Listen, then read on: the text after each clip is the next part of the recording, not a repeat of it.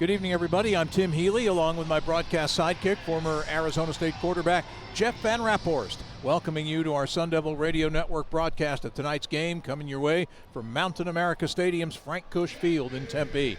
Weather was a concern here earlier today. Torrential rain and thunderstorms, some of them with gusty winds and hail, hit the Phoenix-Tempe area earlier this afternoon. But the rain stopped here at the stadium over an hour ago, and right now it's dry and downright cool. Game time temperatures 73 degrees.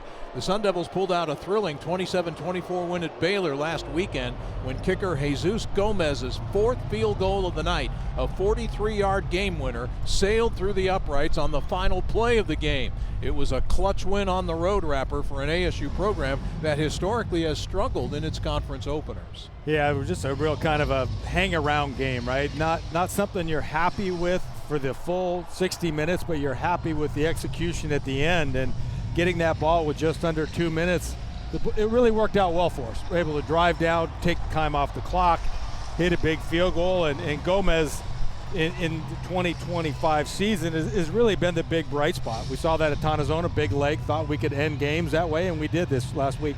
Arizona State quarterback Sam Levitt produced nearly 300 yards of total offense at Baylor, making several big plays with his running ability, while hitting one-time walk-on wide receiver Derek Eusebio with a huge 61-yard pass play late in the game that helped spark the Sun Devils to victory. And how about the performance of Eusebio, who likely earned himself a lot more playing time with his clutch plays late last week? You know, sometimes you just kind of watch, I don't know about you, but you watch players or you watch a game and you get a little bit of energy that transfers. You know, Scadaboo is that way. He's that way with the Giants, right? Yep. Eusebio just kind of has that where you watch him run the routes. We talked about during the broadcast, he's aggressive running the routes. He attacks it. He expects to be open.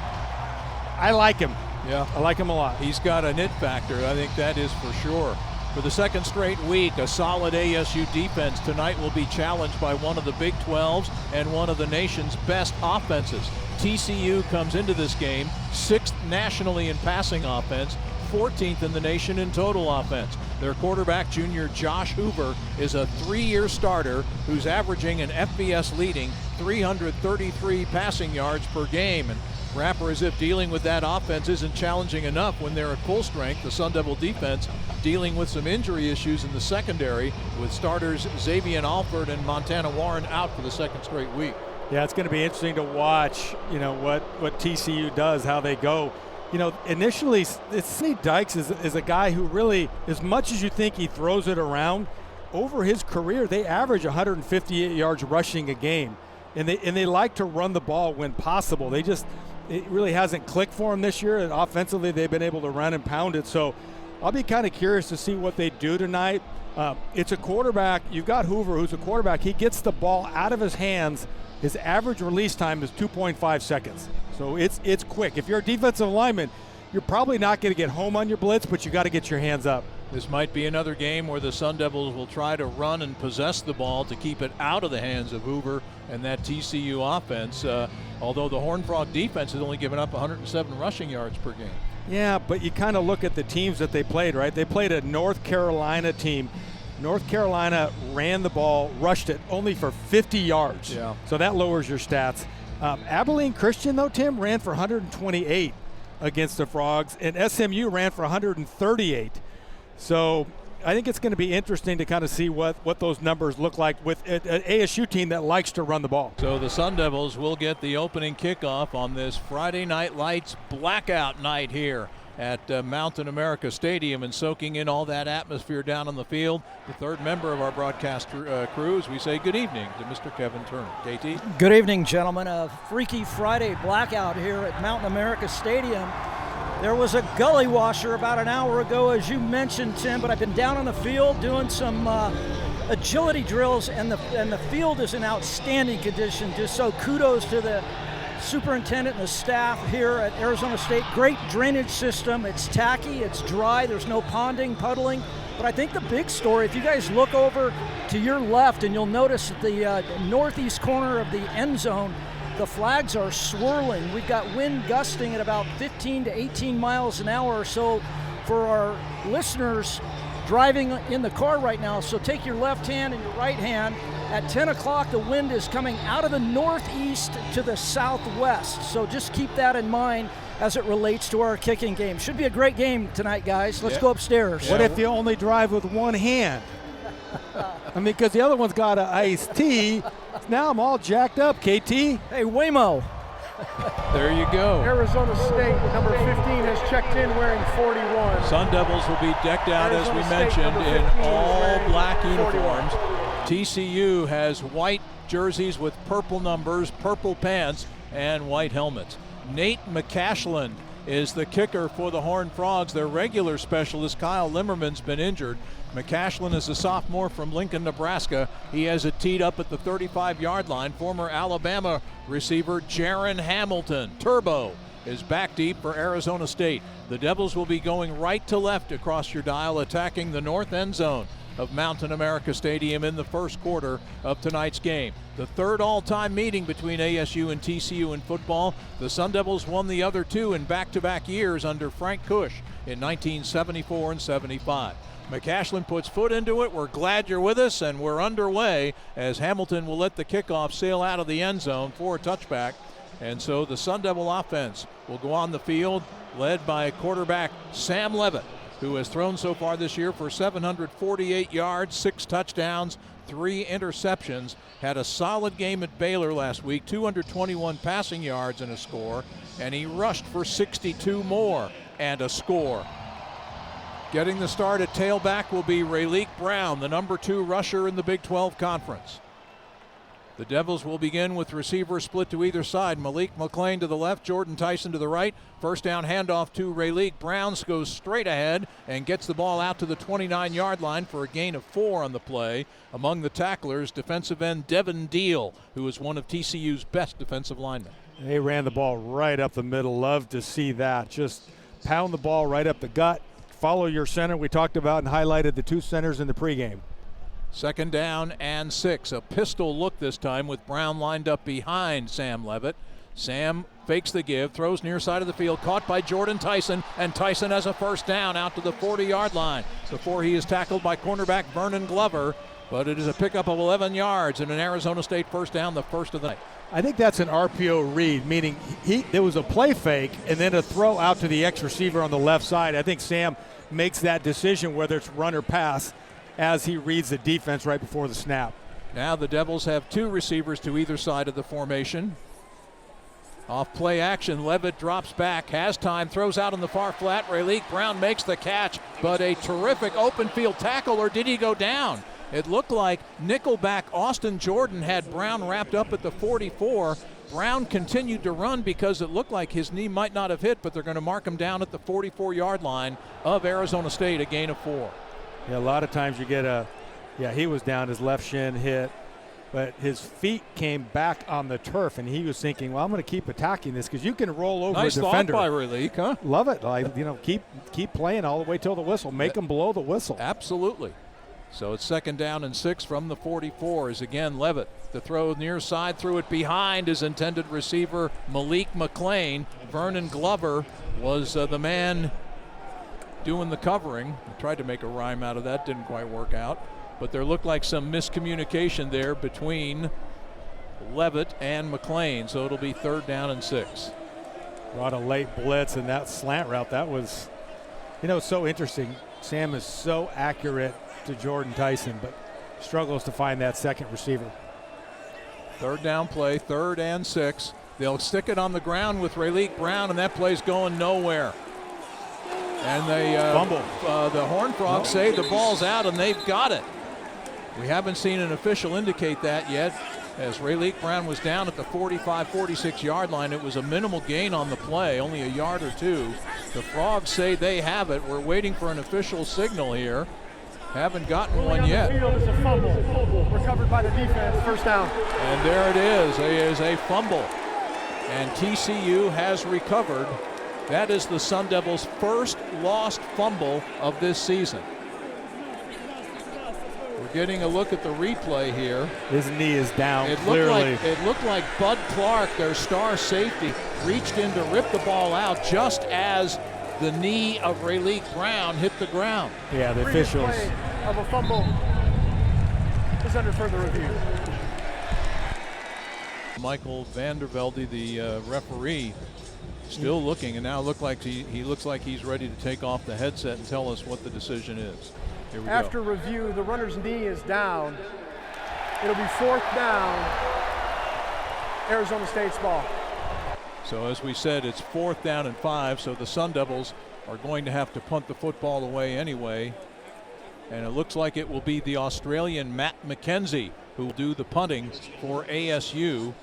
Canyon Floyd has been bothered by an injury the past couple of weeks. Jordan Dwyer, a transfer from Idaho who's one of TCU's top receivers this year, is also their punt return man, and he's standing back at his 15-yard line. Good snap to McKenzie, shuffles to his right, gets off a short end-over-end kick that goes out of bounds. Boy, not a great kick at all. That one went out of bounds at around the 26-yard line on the near side of the field. Yeah, but he was only about a 28-yard punt. Tim, he was in the middle of the field running to the hash on the east side. The ball went out of bounds on the ASU sidelines, 28 yards downfield. So talk about a foot hook. That's a big, big snap hook. So now we get our first look at Josh Hoover in this TCU offense, and Hoover will line up under center, now shifts back into the shotgun. Starting running back tonight is Trent Battle, a senior from Daphne, Alabama. Battle gets the handoff heading left on 1st down, and he's going to be dropped for no gain. Jordan Crook and Kendrick Breedlove along with Keyshawn Elliott, those three swarmed around Battle and brought him down for no gain. Actually a loss of a yard to the 25. 2nd and 11. Pistol look again. They fake the give. Hoover rolls to his right, being pressured, and he goes down. Elijah O'Neal brought the pressure, and Hoover, trying to pivot away from O'Neal, slipped on the damp turf and goes down at the 12-yard line for a loss of 12. Yeah, this is a team that's not used to playing on grass. It's a play-action pass. The tight end on the right side, DJ Rogers, loses his block, and from there it's just an easy run to the quarterback. 3rd and 23 for TCU from their 12-yard line as Hoover drops back. Now he'll take off and run. He gets out to the 20, and he is upended on a big-time hit. Big-time hit from Miles Ghost Rouser. Upends Hoover, who did pick up 12 yards, but only gets to the 24-yard line, well shy of the 1st down, and it's a 3-and-out for TCU on their first possession. Yeah, and you watch TCU try to play. They tried to play fast. You know, they were getting up to the line of scrimmage, trying to run their plays quickly, and ASU's defense did a great job of responding. Australian Ethan Craw, left footer, gets off a towering kick. Rayleigh Brown will let it hit, and it takes a TCU roll, and this is going to turn out to be a monstrous flip of the field for the Horned Frogs as that ball is downed at the 6-yard line of Arizona State. That is a 70-yard punt for Ethan Craw. And Arizona State got the 3-and-out, but they'll have to start their second possession deep in their own end of the field. They'll spot it at the Sun Devils' 7-yard line when we return. No score, timeout on the Mountain America Credit Union Sun Devil Radio Network. The Devils will go to work from their 7-yard line in a scoreless game. Kyson Brown is in now at running back. He'll get the handoff off left tackle and gets upfield. And boy, I thought he was going to get a big gain. As it is, he got about 4 yards before he got tackled by Nnamdi Obiizor, the middle linebacker of the Horned Frogs. But a big hole opened up momentarily off the left side of that Arizona State offensive line. Also in the game for the Sun Devils, at least he was on the last play, Derek Eusebio, although I do not see him in on this play here. A 2nd down and 6 as Levitt off play action looks to throw and nothing open, rolling to his left. Now he'll take off and run, and he is forced out of bounds short of a 1st down near the 14-yard line. That will set up a 3rd down. Devin Deal, the star defensive end of the Horned Frogs, forced Levitt out of bounds, a couple of yards shy of the 1st down. You know, Sam, he wanted to throw left. Looks like Jordan Tyson was double covered. He had a corner and a safety on him and tried to swing it back to the right. Really couldn't find anything. Horned Frogs kind of running a zone defense right there. They've got 3 defensive linemen in the game. So they're kind of running that three-man front. They got a lot of guys blitzing. They blitz 58% of the time. 3rd and 3 from the 14-yard line. A straight drop back. Levitt in trouble. Gets away, throws downfield. Caught! Was it caught? Yes, by Tyson at the 40-yard line on the far side of the field, and he is out of bounds there with an Arizona State first down. However, there's a flag down on the play. Yeah, they're going to get holding right at Sam Levitt's feet. 26-yard gain, but it comes 55. back. Offense, half the distance to the goal. Still 3rd down.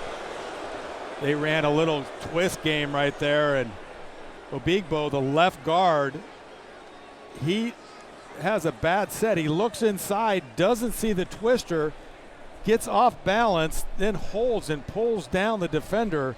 Remember last week I was kind of on him a lot. And yeah.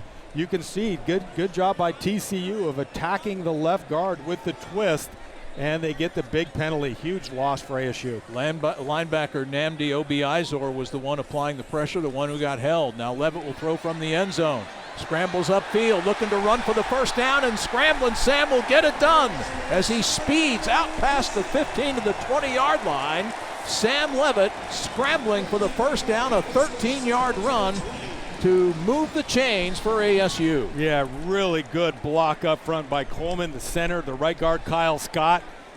And there was enough time for that play to develop where the linebackers got deep. Sam took off, and like he normally does, over half of his rushing attempts go for either a first down or a touchdown. That is Sam's 14th rush this year of 10 yards or more.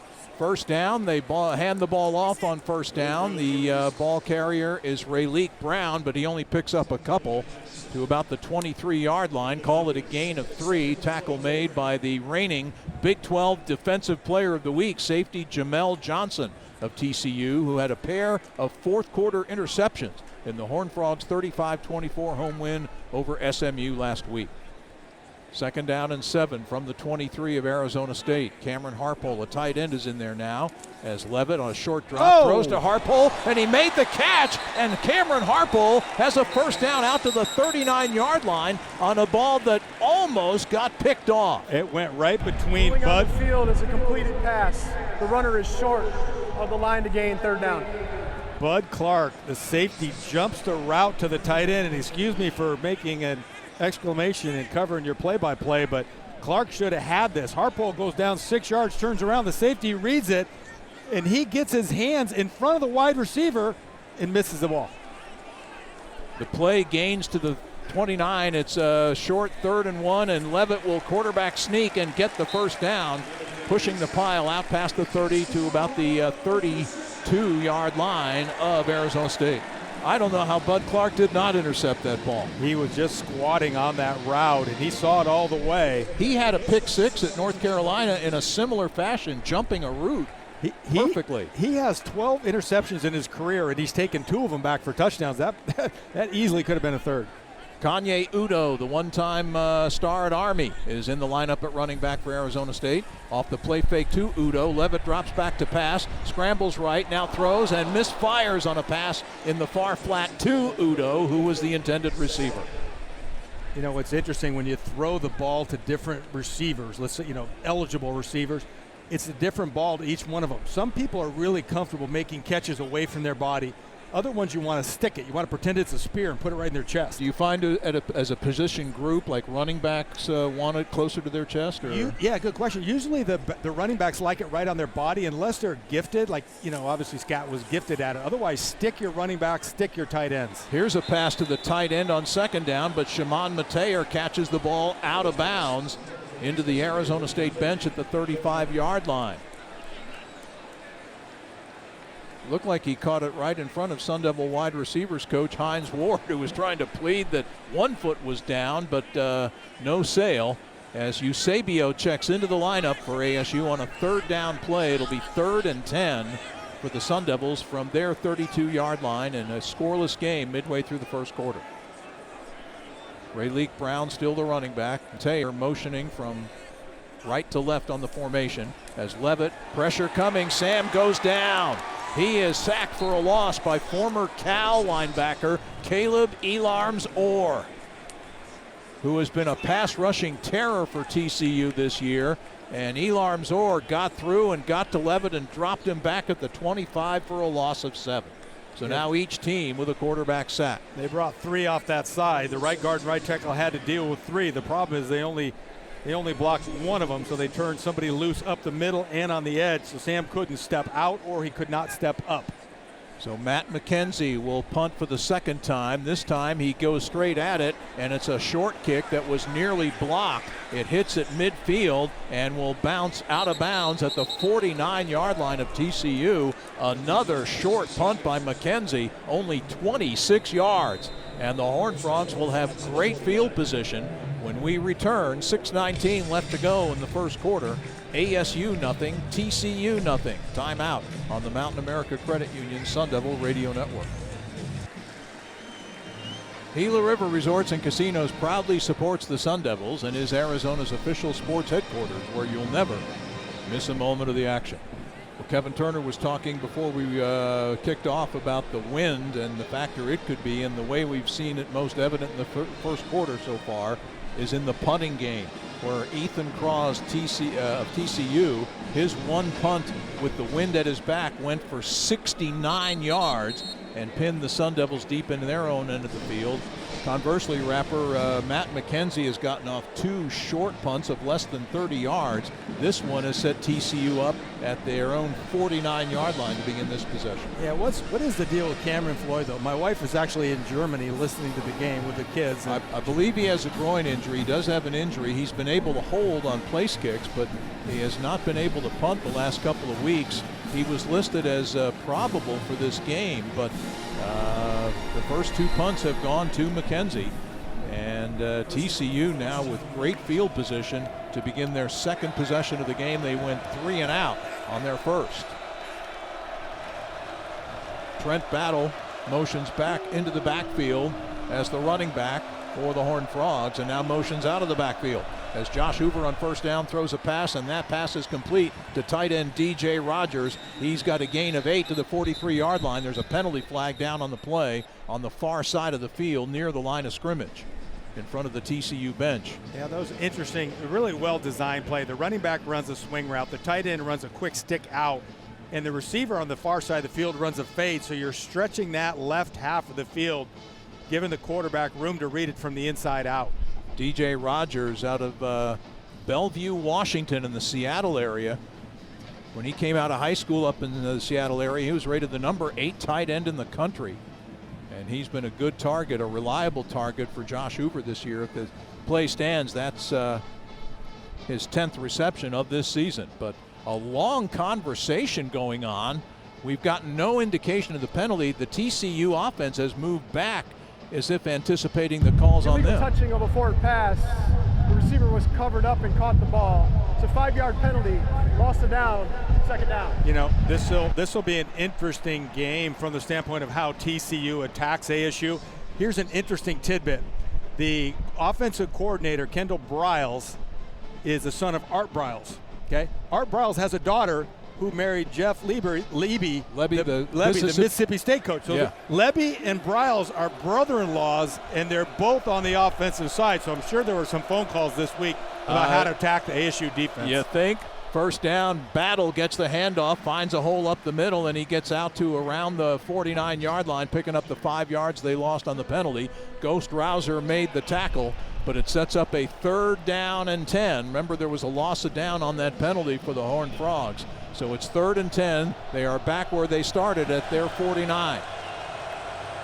Hoover in the shotgun, Battle the running back, lined up to his right. And now the offensive players look over toward the bench to coordinator Kendall Briles. And now they're lined up again with the play clock down to 8. Snap to Hoover. Pressure coming, gets the pass off downfield, and it is caught by Jordan Dwyer for a first down to the 32-yard line of Arizona State. A 19-yard pickup, a first down for TCU. Cornerback Javen Robinson on the tackle. And playing at tempo, they're already lined up, ready to go again. 1st and 10. Handoff to Battle, and Battle is stopped after a very short gain. Jordan Crook in on the play for ASU. And also in on the play as well, Anthony Cooper, the veteran defensive lineman out there now for Arizona State. A pickup of 1. 2nd and 9 at the 31-yard line. Joseph Manjack in motion. Hoover with a slant, throws. It's off the fingertips, incomplete, intended for Dwyer. Out at the 20-yard line, had it, and it rolled off his fingertips. And we'll set up another big 3rd down play. So far, TCU 1 of 2 on 3rd downs. This will be 3rd and 9 with 4.5 minutes remaining first quarter, no score. Yeah, a little zone pass. The receivers need to kind of throttle down in the zone, not run through it. And that ball, zone coverage, little slant route, ball behind him. On 3rd down, Hoover looking over the middle. The pass is caught in traffic, and it's caught for a 1st down by Jordan Dwyer. And he is down to the 19-yard line, a pickup of 12 and a TCU 1st down. Goes Rouser right there. It's another in-breaking route to the left side, and Hoover fits it in there. I thought Rouser might have a shot to get his hands on that ball, but Dwyer unable to do so. Dwyer, a transfer from Idaho, where last year he caught 78 balls for almost 1,200 yards. 1st and 10 from the 19. A pistol look with Battle, the running back, behind Hoover. Hoover tosses it to Battle heading left. Battle to the 15, and Battle is tackled at around the 13-yard line. Stop made by Ghost Rouser. A gain of 6. It'll be 2nd and 4.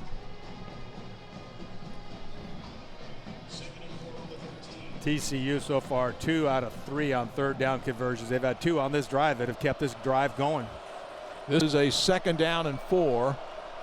Hoover changing the play. He changing the blocking scheme. I think he talked to everybody except the wide receiver. And then the toss sweep left to Battle, finds a hole. He's to the 10, he's to the 5, stays on his feet, and dives into the end zone for a TCU touchdown. A 13-yard run for Trent Battle, and TCU is on the board first in tonight's game with 3:11 left to go in the first quarter. Chase Curtis is the tight end on the right side, but he ends up being the lead blocker. Number 54 to TCU has now checked in wearing number 90. And he leads up. He gets the block on Rouser. Battle bounces it out to the outside. Nice job by Battle, though, of setting up an inside cut, letting the tight end block. Goes Rouser to the inside, and then Battle two-legged hops to the outside and runs in for the touchdown. Nate McCashland is the place kicker, will attempt the extra point. High snap, but the ball gets down, and the kick is up and good. And there is a flag into kicker, after. though. Yeah, we got a running into the kicker. A flag after the extra point was made. And it might have been on Keith Abney. Yeah, Abney, as he runs by, the kicker's leg is extended, elevated, and Abney makes contact with it. The kicker stayed upright, but then he kind of limped off after that. So, well, they're not going to tell us immediately. Running into the kicker, number 1. Defense, that penalty's declined. Extra point is good. Timeout. So we have a timeout on the field with 3:11 left first quarter. TCU strikes first, and they lead Arizona State 7-0 here on the Mountain America Credit Union Sun Devil Radio Network. Score big with Venezia's New York-style pizza. Visit us at 7 Valley locations, as well as the East and West concessions here at Mountain America Stadium, or swing by Pizza Presto at Sun Devil Marketplace before the big game. Every bite is as satisfying as a Sun Devil win. Order now at venezias.com. It's got an update on McKenzie. He's a former Australian rules football player that transitioned to punting, trained with Pro Kick Australia. His short punt set up that Kia scoring drive of 7 plays, 51 yards for TCU, and just a little over 3 minutes elapsed. The payoff was a 13-yard scoring run by Trent Battle that put the Horned Frogs on the board with the first score of the game. Discover what happens when rugged capability meets true performance. Learn more at kia.com. Kia, movement that inspires. Are you inspired? Hopefully the offense is inspired. Yeah, it's been a little bit of a rough go. The one nice catch by Tyson that was wiped out by a penalty, but the offense Now it's to roll up the sleeves and get to work. They're down 7-0. Well, they've had some good plays. The offense has moved the ball, but it's been the plays that they've missed that have put them behind the sticks and then taken away any momentum and forced them into longer situations. And then throw in the one penalty that didn't help either. As you look at that penalty, that was about a 40-yard loss, and then you have the big field goal, big punt, 70 yards, and then a short 28-yarder. That's probably 80 or 90 yards of total offense right there between those two. So far, this is a field position game that TCU has dominated to take a 7-0 lead. That punt by Ethan Crawl was huge in flipping the field as McCashlin kicks it off and will boom it out of the end zone in the fly.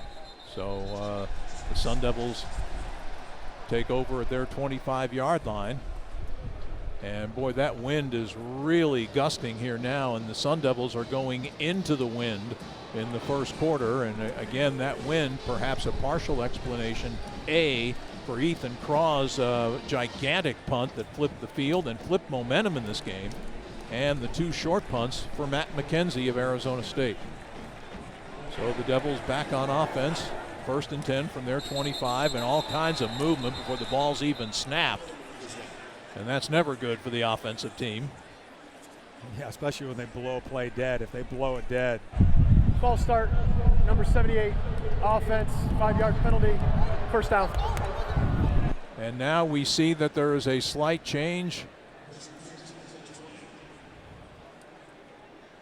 The offensive line for the Devils, Wade we Helton. see that Jordan Clem is playing at left tackle. Wade Helton is the left guard. Helton's the young man that had taken reps at center during fall camp. Off play action, Levitt throws downfield, and a diving catch by Jordan Tyson out to the 40-yard line, or excuse me, the 35-yard line. A 15-yard pickup and a first down. He was covered by cornerback Channing Canada of TCU. What a catch by Tyson. Yeah, what a throw by Sam Levitt. He threw Jordan open, threw Jordan the ball where he wanted him to go catch it on that dig route on the right side. 1st and 10 from the 35-yard line. Cameron Harpole motioning as Levitt again off the play fake drops back. Here comes the pressure from Elarm Zor. Levitt tries to get away, and Elarm Zor circles back and tackles Sam after he picked up a yard. Levitt again having to scramble away from pressure. Elarm Zor provided the pressure and then got upfield and got Levitt down after a yard gain. When he played for Cal 2 years ago, Caleb Elarm Zor had a 16-tackle game against Arizona State in a game the Bears won up in Berkeley. 2nd down and 9 from the 36-yard line. Handoff to Raleek. Brown blasts up the middle. Brown, a foot race into TCU territory and tripped up down at around the 33-yard line. An explosive run up the middle for Raleek Brown before he got tripped up by safety Jamel Johnson after a 28-yard gain. They will spot the ball at the TCU 36-yard line. Yeah, really nice block though by the backup left guard Wade Helton. Helton seals and kicks out the defensive tackle. Ben Coleman gets up on the backer. Nice job gashing the middle. 1st and 10 from the Horned Frog 36-yard line. Raleek Brown gets the call again off left tackle. He's getting out to the 30, and he is going to be dropped at the 25-yard line. The tackle made by safety Bud Clark, but it's another 11-yard gain and a first down. Raleek Brown with 39 rushing yards on the last 2 plays from scrimmage.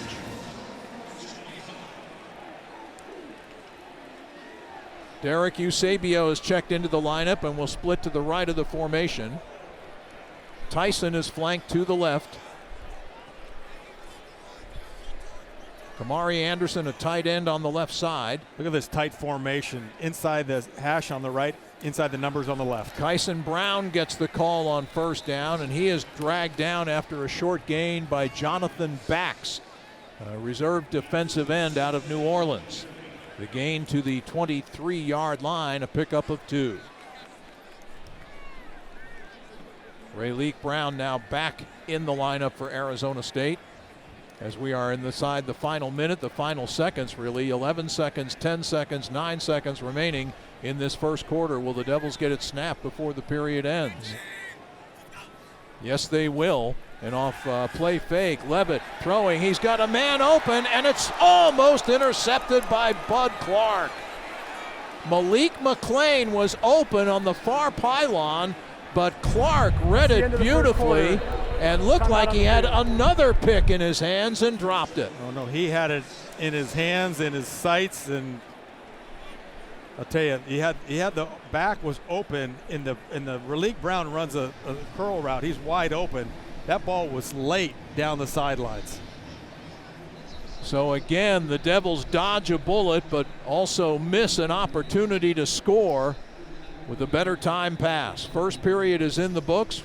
After one, it is TCU 7, Arizona State nothing. Back with the second quarter of tonight's game in a moment here on the Mountain America Credit Union Sun Devil Radio Network. Back with the start of the second quarter here at Mountain America Stadium. After one period of play, TCU leads 7-0. Arizona State threatening, though, a 3rd down and 8 at the TCU 23-yard line. And that first quarter ended on a near interception by TCU's Bud Clark. But as we check in with Kevin Turner, perhaps the headline in this drive, KT, changes in the ASU offensive line and the better blocking that seems to have resulted. Yeah, Jalen Clem, very athletic, stays in the cylinder. On that last run by Raleek Brown, he was able to scrape the first defender, climb to the second level, and he absolutely pancaked the linebacker coming up to fill and ran him right over. And then Wade Helt moves over to left guard, and he's just really well developed from the waist below. He's just got good body contour, leg drive, and they're doing a nice job sustaining the blocks in open space. Well, what I like about Helton, KT, is he's a redshirt freshman, 6'4", 310.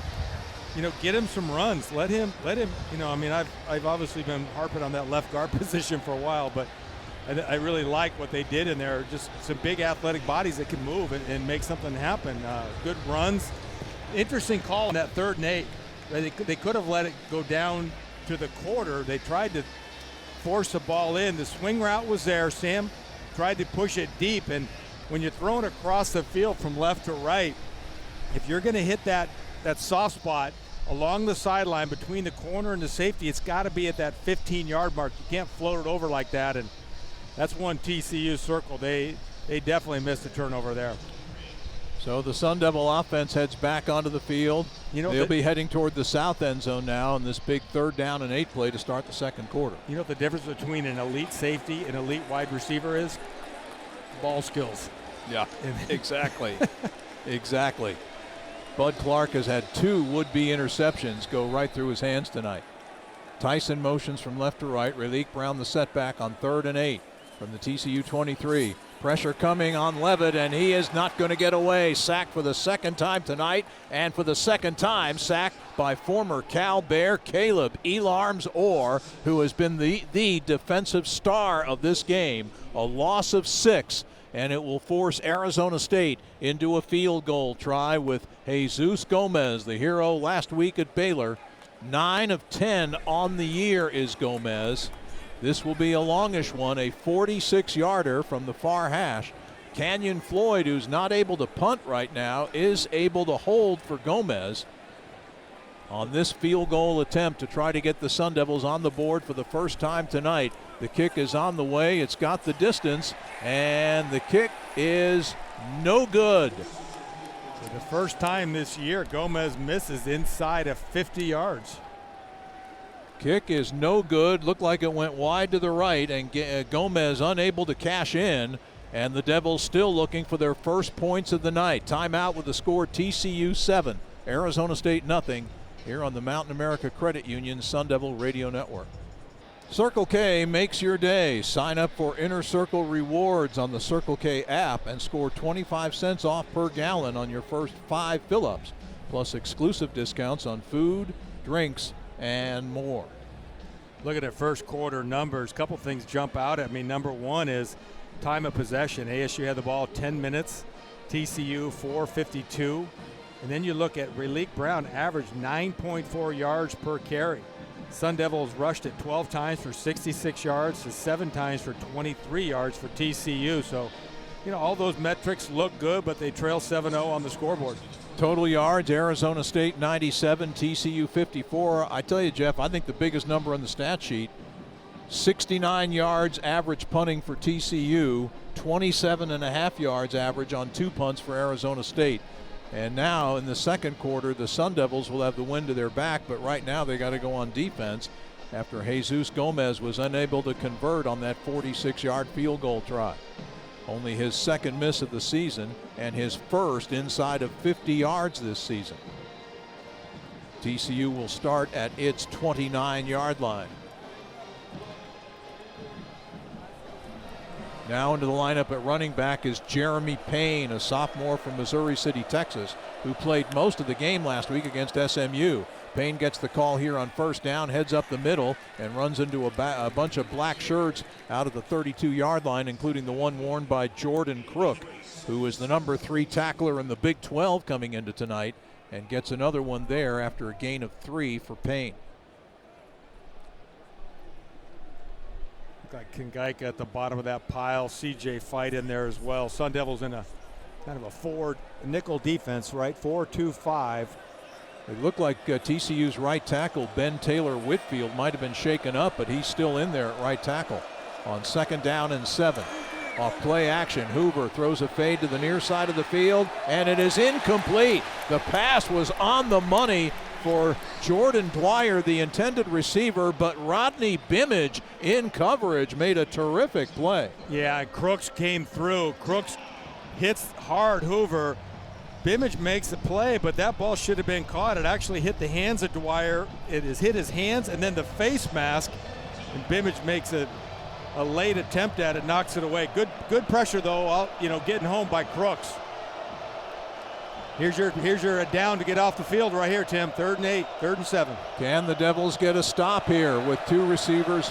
Actually, it's an empty formation now for Hoover. Pressure, throws the slant. Manjack makes the catch, spins away from a would-be tackler, and gets the first down. They still haven't brought him down. They will mark forward progress stopped at the 46-yard line of TCU after a gain of 14. Yeah, they went in motion, and they matched up Manjack against Ghost Rouser. They get a blitz by Crooks, so you're man-to-man. It's your slot receiver on your right side. He just runs a little curl, and Rouser's gives him too much room and not there to make the tackle. Look at this formation. Now TCU. Swinging gate, Tim. It's like the old swinging gate. A swinging gate formation for TCU with players lined up aplenty on the right side of the formation, but they hand the ball heading left to Jordan. Or no, is that not Jordan? Oh, my goodness. That running back who carried the football for TCU was Major Everhart, a wide receiver, and he went into the Arizona State bench and almost got taken out by one of the awnings over the bench area. On second down, here's a double pass. Manjack throws downfield, and that pass is complete for a first down to Dozie Ezukanma, a redshirt freshman out of Fort Worth, who makes his 2nd reception of the year, a gain of 17 yards down to the ASU 28. And right now, TCU has the Sun Devils playing on their heels. Yeah, they ran trips to the field. The receiver, Manjack, backs up, so it's a lateral pass to Manjack, who then throws it downfield for a completion. TCU emptying out the playbook here. On first down, Hoover throwing a fade near side for Dwyer. Incomplete. A flag is down. Rodney Bimage again was in coverage.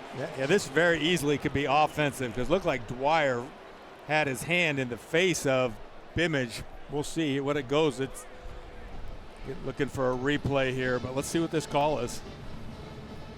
Personal foul, face mask, number 7.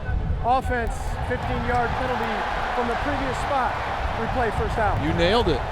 It just looked funny. Most of you always think it's going to be against the offense, and it very seldom is, but because he got that hand up into the face mask, he literally just turned the defensive back around. He got Bimage, his head got turned all over the place, and very good call by the official, easy to see. And that penalty pushes the Horned Frogs all the way back to the Arizona State 43, setting up a 1st down and 25 for TCU. 7-0. TCU leads it early second quarter. Out of the shotgun, Hoover handing the ball off to Battle, trying to sweep the left side. He goes nowhere as Martell Hughes makes the tackle and drops him for a loss of 3 back to the 46-yard line. I mean, he just bench pressed the tight end that time. I believe it was Rogers, 0 on that side, but you got the young linebacker out of San Diego, presses the edge, extended his arms, kept contained, scraped to his right and made the tackle for a 3-yard loss. 2nd down and 23 at the 46. Ed Small is in at a receiver for TCU. The pass over the middle, and that's caught by the tight end Rogers, and Rogers is all the way downfield, still won't go down, is finally run out of bounds inside the 10-yard line at the 8. Are you kidding me? On 2nd and 28, they pick up 38 and get a 1st down. Back-breaking play. Nice throw by the quarterback, finding the big tight end over the middle, and that's what tight ends can do. They can just find that crease in the soft spot. Safety's wide, and the backers let the tight end get down there. And 39-yard reception for DJ Rogers. 1st and goal, TCU at the ASU 7. Hoover handing the ball to Payne, heading to the right side, trying to turn the corner, gets inside the 5, dives for the pylon, and he is in there for a TCU touchdown. The 2nd rushing touchdown of the game for the Horned Frogs. Battle had one in the 1st quarter, and now Jeremy Payne with his 1st rushing touchdown of the season this year for Texas Christian. Looks like Boogie Wilson has a shot to get out in front of Payne, but lets running back Payne get to the edge, and Abney's over there. You know, the Sun Devils a little bit obviously deflated on defense because you got 3rd and 28, you give up a 30-yard play, and then right after that they pounded in for a touchdown. Remember last week they gave up a back-breaking play after C.J. Fite had come up with a big sack late in the game, and that led to a Baylor tying score. The extra point by McCashland is good. An 8-play, 71-yard drive capped off by Payne's 7-yard touchdown run. Timeout with the score TCU 14 and the Sun Devils nothing.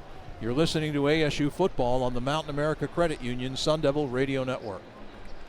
Resolution Copper sees the value beyond the copper. Responsible mining is essential to Arizona's economy and to America's future. Learn more at resolutioncopper.com. Well, the Arizona State Sun Devils have a couple of nice win streaks they're trying to extend tonight. They come into tonight's game having won 8 consecutive home games here at Mountain America Stadium, their longest such streak since winning 9 in a row at home in the early years of the Todd Graham era, 2012 to 14. The Devils have also won 7 straight Big 12 conference games, but they are down 14-0 here to TCU early in the second quarter. This is the first time Arizona State has trailed by double digits here at home since last November 9th in their game against UCF, when they fell behind 17-7 with about 5 minutes to go in the second quarter. The Devils rallied and won that game 35-31. ASU really needs to close the gap in this second quarter. Remember, TCU won the toss. They deferred, so they're going to get the ball at halftime. And looking at scoring by quarter, TCU's most successful quarter is the second quarter. They've outscored their opponents 34-7 in the second quarter this season. Conversely, Arizona State has had success in the third quarter this year. The Devils have outscored their opponents in the third quarters of games 38-13. But those are just a bunch of numbers, and right now the numbers that count are all on the side of the Horned Frogs. They lead at 14-0. Jaron Hamilton is back deep to await the kickoff of Nate McCashland. Again, the Devils going left to right across the dial, as this is a high pooch kick that is fielded by one of the up men at the 26-yard line. Cameron Harpole, the tight end, backup tight end. And I don't know what's going on there. There's some kind of scrum going on. between players on both sides, but the Sun Devils get out of there quickly, and now the TCU players heading to their bench as well, as Harpole fielded that short pooch kick and returned it to the 30-yard line. And the Arizona State offense back on the field. Rayleigh Brown at running back, and we see that the fellow known as Skrilla, Josh Atkins, is back in at left tackle, although Wade Helton remains the left guard. On first down, a swing pass to the near side of the field. It's caught by Rayleigh Brown, and Brown picks up about 5 yards to the 35-yard line before he's brought down on the play. You know, one thing I think TCU, just looking at my eyes, what it's telling me is they've done a really good job of keeping most of the plays in front of them. They haven't really given up any big plays. 128-yard play to Rayleigh Brown, but for the most part, I think they've tackled and played pretty well in space. Second down and 5 from the 35. Levitt hands the ball off to Brown, who hurdles over a would-be tackler and gets close to a first down. He's out to the 39. He'll be a yard short. Zach Chapman, a defensive end, on the tackle. It'll set up 3rd down and 1. Now Kyson Brown will check into the lineup. Rayleigh Brown comes out. And Derek Eusebio checks out of the lineup as well for the Sun Devils. Levitt will line up under center on 3rd and a yard. 2 receivers to the right side.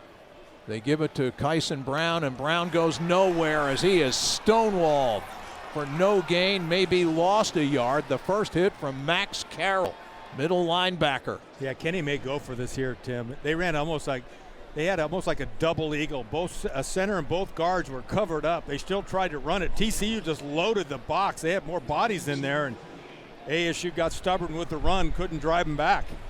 The play lost a yard, and on 4th and 2 from their 38, trailing 14-0, Arizona State will go for it on 4th down. Jordan Tyson to the right, and they've got a corner and a safety over him. And now we have a timeout called by TCU. TCU. That's called their first charge timeout of the half. 30 seconds in length. So TCU calling a timeout. What do you think of this move to go for it here, Rapper? Yeah, I mean, conventional football wisdom says not to do it. Got to keep in mind your punting game has been really rough. You do have the wind at your back here in the second quarter, but so far not great work from Matt McKenzie punting into that wind. Remember when we had Taylor Kelly here and we could just back him up to 7 yards and pooch punt for about 40 yards. Yeah, for sure. You know, Scat kicked a couple over the years. I haven't seen Sam Levitt ever do that, but this will be interesting. 4th and 2, ASU typically in big games or in big situations has gone to Jordan Tyson. You know, TCU is a team, though, that has 5 assistant coaches, or excuse me, 5 ex-head coaches on staff between Dykes, Andy Avalos. Todd Graham is actually in the press box right now. Ken Wilson and A.J. Ricker have all been head coaches, so you're not gonna screen, you know, it's not gonna really mess them up. It's the Wildcat formation, the direct snap to Kyson Brown, and he takes it to the 40-yard line, but I don't think he got it. I think he's inches short of the first down. It was a direct snap to Kyson Brown, and TCU has held on downs and will take over in Arizona State territory just inside the 40-yard line. One way or the other, game that clock figured to be. Please reset the game clock to 8 minutes, 24 seconds. A huge momentum play. Either the Devils would get a little bit of it, keep the ball and continue to drive or try to drive downfield, or now leading 14-0, TCU just wrestles momentum away from Arizona State and has great field position to begin this possession. So far, Hoover is 5 of 7 passing for 93 yards. Yeah, ASU came into the game 7 of 11 on 4th down. I don't really mind that call. We saw that call a lot last year with Cam Scadaboo, where you went with that Wildcat formation. just did not get the blocking. TCU overloaded and played run the whole way. Ezukanma and Manjack, receivers wide to the right. They hand the ball off to Jeremy Payne, and he goes nowhere as Keyshawn Elliott and Jordan Crook, the top 2 tacklers on the team, 2 of the top 4 tacklers in the Big 12, combined to drop Payne for a loss of 2 back to the 42. You know, watching quarterback Hoover, I mean, he's kind of as advertised. One thing I saw on tape is he's pretty mobile. He has not run yet, but he is a guy, he's not Sam Levitt mobile, but he's pretty mobile. He can extend plays, but he extends plays trying to find someone downfield. Here's a play fake. Hoover now will take off and run upfield and then throws quickly a lateral pass that's caught by Payne, and Payne gets upfield on the near side for a first down to the 28-yard line. On the field was a backwards pass for a first down. Quarterback was across the line of scrimmage, but because he threw it backward on the run, it is a live play. That's a good call by the official. It's a great play by Hoover, and you saw his athleticism that we just talked about. A 14-yard gain and a first down. A play fake. Hoover a pump fake. Now throws it up in the air deep downfield, and it's incomplete. Ezukanma, the intended receiver. There are flags all over the place as 2 Sun Devils were back in coverage. Keith Abney and Boogie Wilson. Derek Ezukanma, a redshirt freshman from Fort Worth who didn't play last week against SMU. Pass interference, number 1. Defense, 15-yard penalty automatic. You know what they're doing? When they get that man-to-man look, they're throwing it up. They're trusting their wide receivers, and they're getting those looks without a safety over the top. And Hoover's doing a nice job of throwing the ball up in the air with good arc, letting the receiver work. The penalty moves the ball down to the Sun Devil 13-yard line. Boy, Arizona State really on its heels against this TCU team right now, trailing 14-0 and in danger of going down even more here with 7:15 left in the first half. 1st and 10 from the 13. Hand off to Payne. Payne up the middle, wrestled down by Zach Swanson, Sun Devil defensive lineman, one-time Texas Longhorn, who tackles Payne at the 10-yard line after a gain of 3. Zach Swanson was injured in spring ball and just a week or 2 ago returned to the lineup. Good to see him back out there. One-time product of Phoenix Brophy Prep. Brooks, Keyshawn Elliott got a break. They're back in now on this second and 7. Haven't seen anything of Eric McAllister, their wide receiver, who caught passes for 254 yards and 3 touchdowns last week. Here's Hoover throwing to the near side of the field, incomplete, threw it behind his intended receiver, Manjack, at around the 2-yard line on the near side of the field with Rodney Bimage in coverage. Yeah, blitz that time by ASU. They brought the backers up the middle, put pressure on the quarterback. He tried to go to Manjack down the sidelines. The swing route was available to him if he wanted the back out of the backfield. He elected to go deep and missed it. All right, there you go, 3rd and 7. Here's your 3rd down again. And TCU tonight on 3rd downs, 3 out of 4 on 3rd down conversions. Jacob Rich-Kongaika hustles onto the field to replace Swanson on this 3rd down play. Battle the running back. Hoover looking to throw, has time, delivers over the middle, incomplete, intended for DJ Rogers, broken up by Jordan Crook. Boy, Crook has been a stellar defender for Arizona State this year. Leading tackler, and that was a big pass breakup there for the linebacker out of Duncanville, Texas. Number 54 for TCU is checked in wearing number 90. And that will force the Horned Frogs to settle for a field goal try from Nate McCashland, who has yet to kick a field goal this year. This is a relative chip shot from the middle of the field. It'll be about a 27-yard attempt to put TCU up 17-0. There's the snap. McCashland puts foot into it. It's on the way, and the kick is good. So the Devils, the hole gets a little deeper now. They are down 17 and have yet to score in this game with 6.5 minutes remaining in the first half. TCU 17, Arizona State nothing. Timeout on the Mountain America Credit Union Sun Devil Radio Network. 17-0 now in favor of TCU. One little stat that might explain part of the reason for the score. The Horned Frogs' average starting field position has been their own 42-yard line. Arizona State's average starting position so far in this game, their own 22-yard line. Yeah, I think the other thing, just the passing game. I mean, the TCU passing game looks good. They're spreading people out. They're hitting tight ends over the middle. They've gone deep. TCU's elected to keep some safeties behind. We're not getting those one-on-one looks like TCU is getting. And if you're a quarterback and you're throwing one-on-one, you really like that.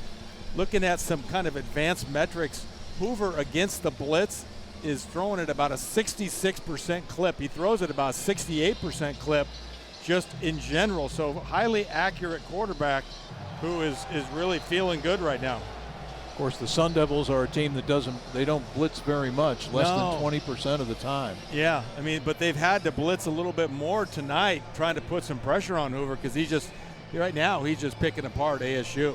That wind is wreaking havoc with the ball on the tee, so one of the TCU coverage guys is going to have to hold it on the tee for kickoff man Nate McCashland out of Lincoln, Nebraska.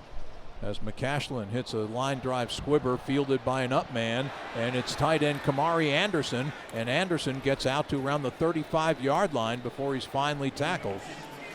Not a long return, but the election of TCU to go for a squib kick has given Arizona State semi-decent field position to begin this possession there at their own 35-yard line.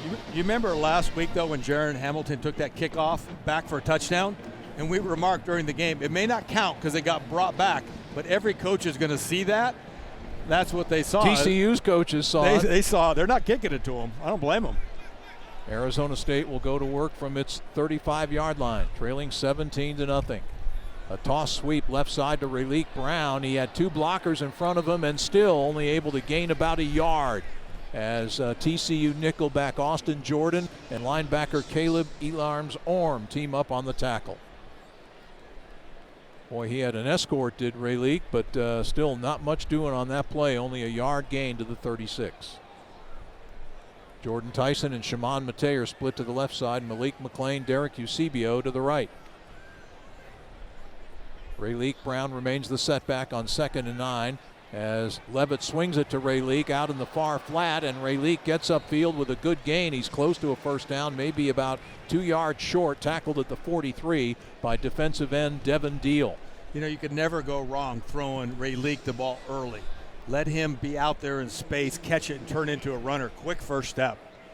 So it's a 3rd down and 2. Arizona State just 2 of 6 on 3rd down. 3rd down has been an issue all year long. The Sun Devils next to last in the Big 12, 122nd nationally in the FBS in 3rd down conversion rates this year. Eusebio slot right.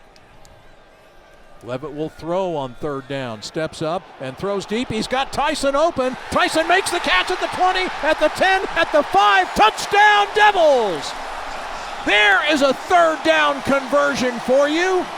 57 yards on 3rd and 2. Levitt to Tyson, and the Sun Devils are back in this football game.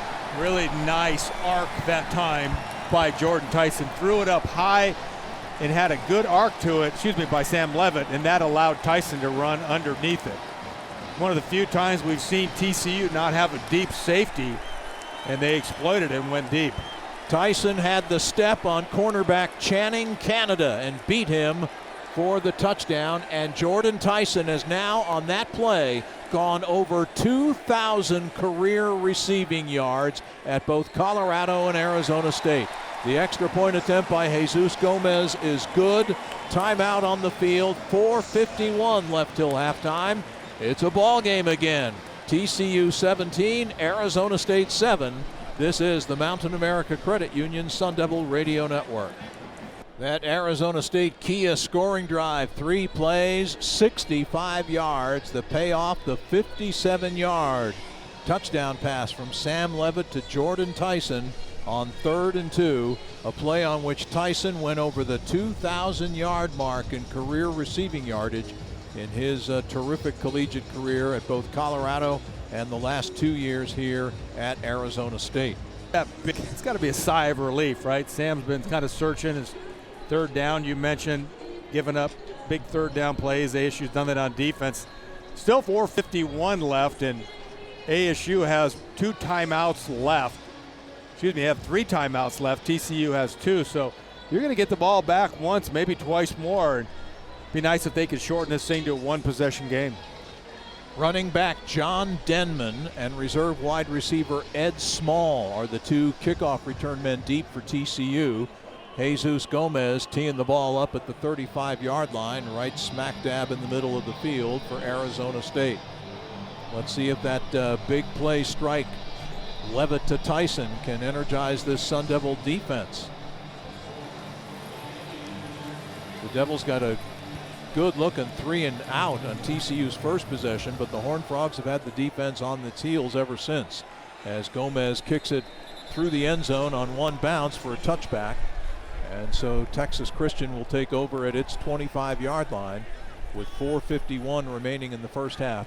Josh Hoover's numbers, 5 of 9 passing, 93 yards. Wide receiver Joseph Manjack has also completed a pass for 17 yards. You know, and you look at just one thing that does not show up on our stats are drops. TCU's had a couple of drops, and a couple of dropped interceptions by Bud Clark. Exactly, yeah, that's true. 1st and 10 from the 25-yard line.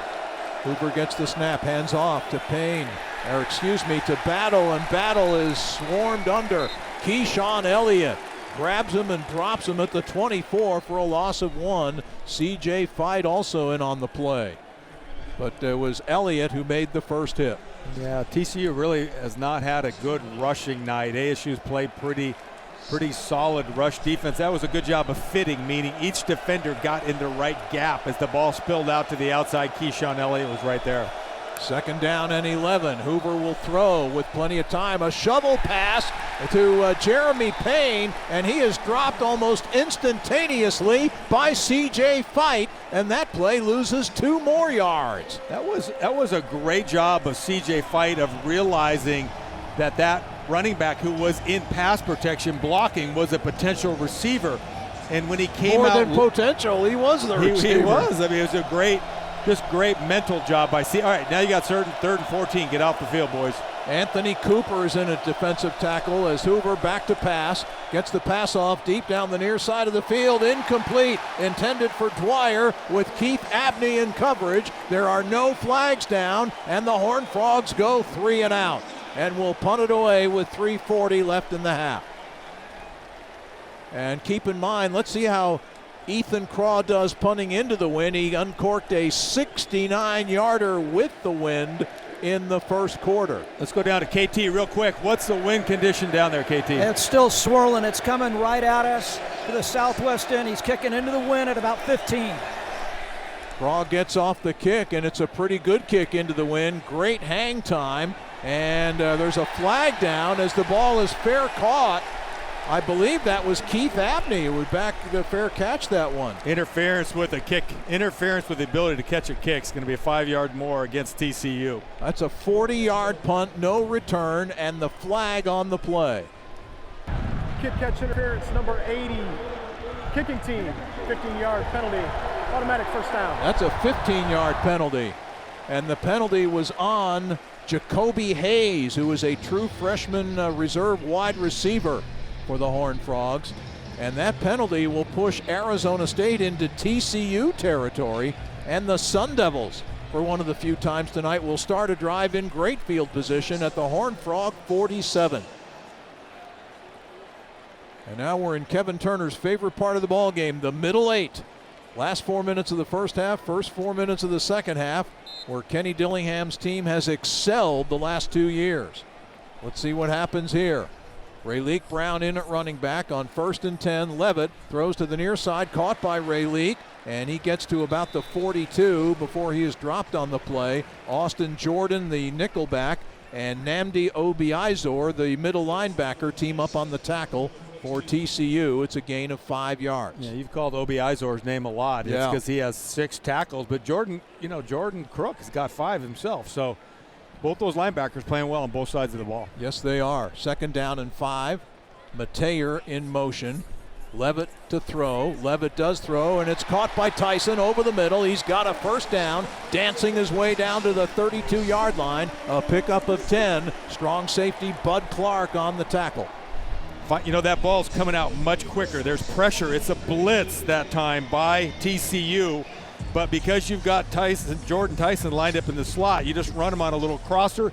He goes into the spot where the backer was from, and Sam fires it quick. 1st and 10. Devils on the move at the Horned Frog 32-yard line. A play fake. Levitt in trouble. Spins away from pressure. Rolls to his left. Throws downfield. Incomplete. He was trying to hit Kamari Anderson inside the 20-yard line. But you can excuse Levitt if the pass was off target, because he was getting a whole bunch of pressure in his face, and with a tremendous spin move got away from the pressure, rolling to his left. That's a tough move for a right-handed quarterback, throwing back against his body. You know where that blitz came from? It was the boundary corner off the backside. Channing, Canada, you're right. 2nd down and 10 for Arizona State. 2:24 left first half. Levitt again wants to throw. This time pocket caving in. Sam takes off. He runs. He gets inside. Breaks a tackle. And Levitt goes all the way down to around the 10-yard line before Canada trips him up. What a run by Sam Levitt of 24 yards. His 2nd run tonight. His 15th of the season of 10 or more yards. Goodness gracious. Timeout on the field. You know, the thing that's nice about Sam is he's looking downfield. He doesn't need much of a crease, and when he gets it to the right, all the defensive backs are thinking he's going to slide. You've got to trust your scouting report. This guy is a running back, and he's going to finish the run. It's hard in practice to replicate a speedy quarterback. Remember like the old Nebraska Rozier and all that kind of thing? It's so hard to get through the opportunity to see how fast somebody is until you get on the field with them. What a run by Levitt. Timeout at the 2-minute timeout. Arizona State trailing TCU 17-7 here on the Mountain America Credit Union Sun Devil Radio Network. ChazRoberts.com for Arizona's leader in heating, plumbing, cooling, and caring. Chaz Roberts serving you since 42. Boy, the scrambling of Sam Levitt has been something to behold this year. Not a better scrambling quarterback in all of college football. That was a magnificent 24-yard run just a moment ago by Sam that got the ball down to the TCU 8-yard line. Spins away from one tackle, slips out of another. A great cutback move in between, and man, you almost want to see if you can find another quarterback, put him in at running back. Man, but think about practicing that. If you're going through scout team, you almost take a running back there and put him in at the quarterback position to replicate how good Sam is at running the football. Kyson Brown is in at running back now for the Devils on this 1st and goal from the TCU 8-yard line at the 2-minute timeout. Sun Devils trailing 17-7, but trying to get a 2nd consecutive touchdown here. Handoff. No, they fake the give to Eusebio, and Levitt will take it right up the middle for an ASU touchdown. They fake the jet sweep to Derek Eusebio heading left, and then Sam Levitt ran it right up the gut for the touchdown. The Devils with their 2nd consecutive TD, and for Sam Levitt, his 5th rushing touchdown of this season. And a really nice block by the left guard, Wade Helton. Helton got his butt to the hole, turned the defender in, and Sam ran right behind him between the left guard and left tackle in there for a touchdown. Jesus Gomez on to try the extra point. Ball's down, kicks up, kicks good. 1:56 left till halftime. Arizona State with back-to-back touchdowns has made this a football game. It was 17-0 TCU just moments ago, and after that 5-play 47-yard Kia scoring drive that lasted just over a minute and a half, the 8-yard run by Sam Levitt now makes it a 17-14 game. And 2 scoring drives, both those drives were less than a minute 40. In the previous TCU drive was a 3-play minus 3 yards, 118 drive. So they got the ball back quickly. if you're ASU, you're thinking, hey, if you force TCU to punt, you have to punt into the wind. So you might have a shot, and you got a kicker that's got a live, viable leg. So it'll be interesting to see how ASU plays this last 156. They want the ball back one more time. Jesus Gomez getting ready to tee it up. And once again, I believe we have Ed Small and John Denman as the two deep receivers for Texas Christian. Denman, a running back, Small, one of their reserve wide receivers. Both of them, by the way, true freshmen.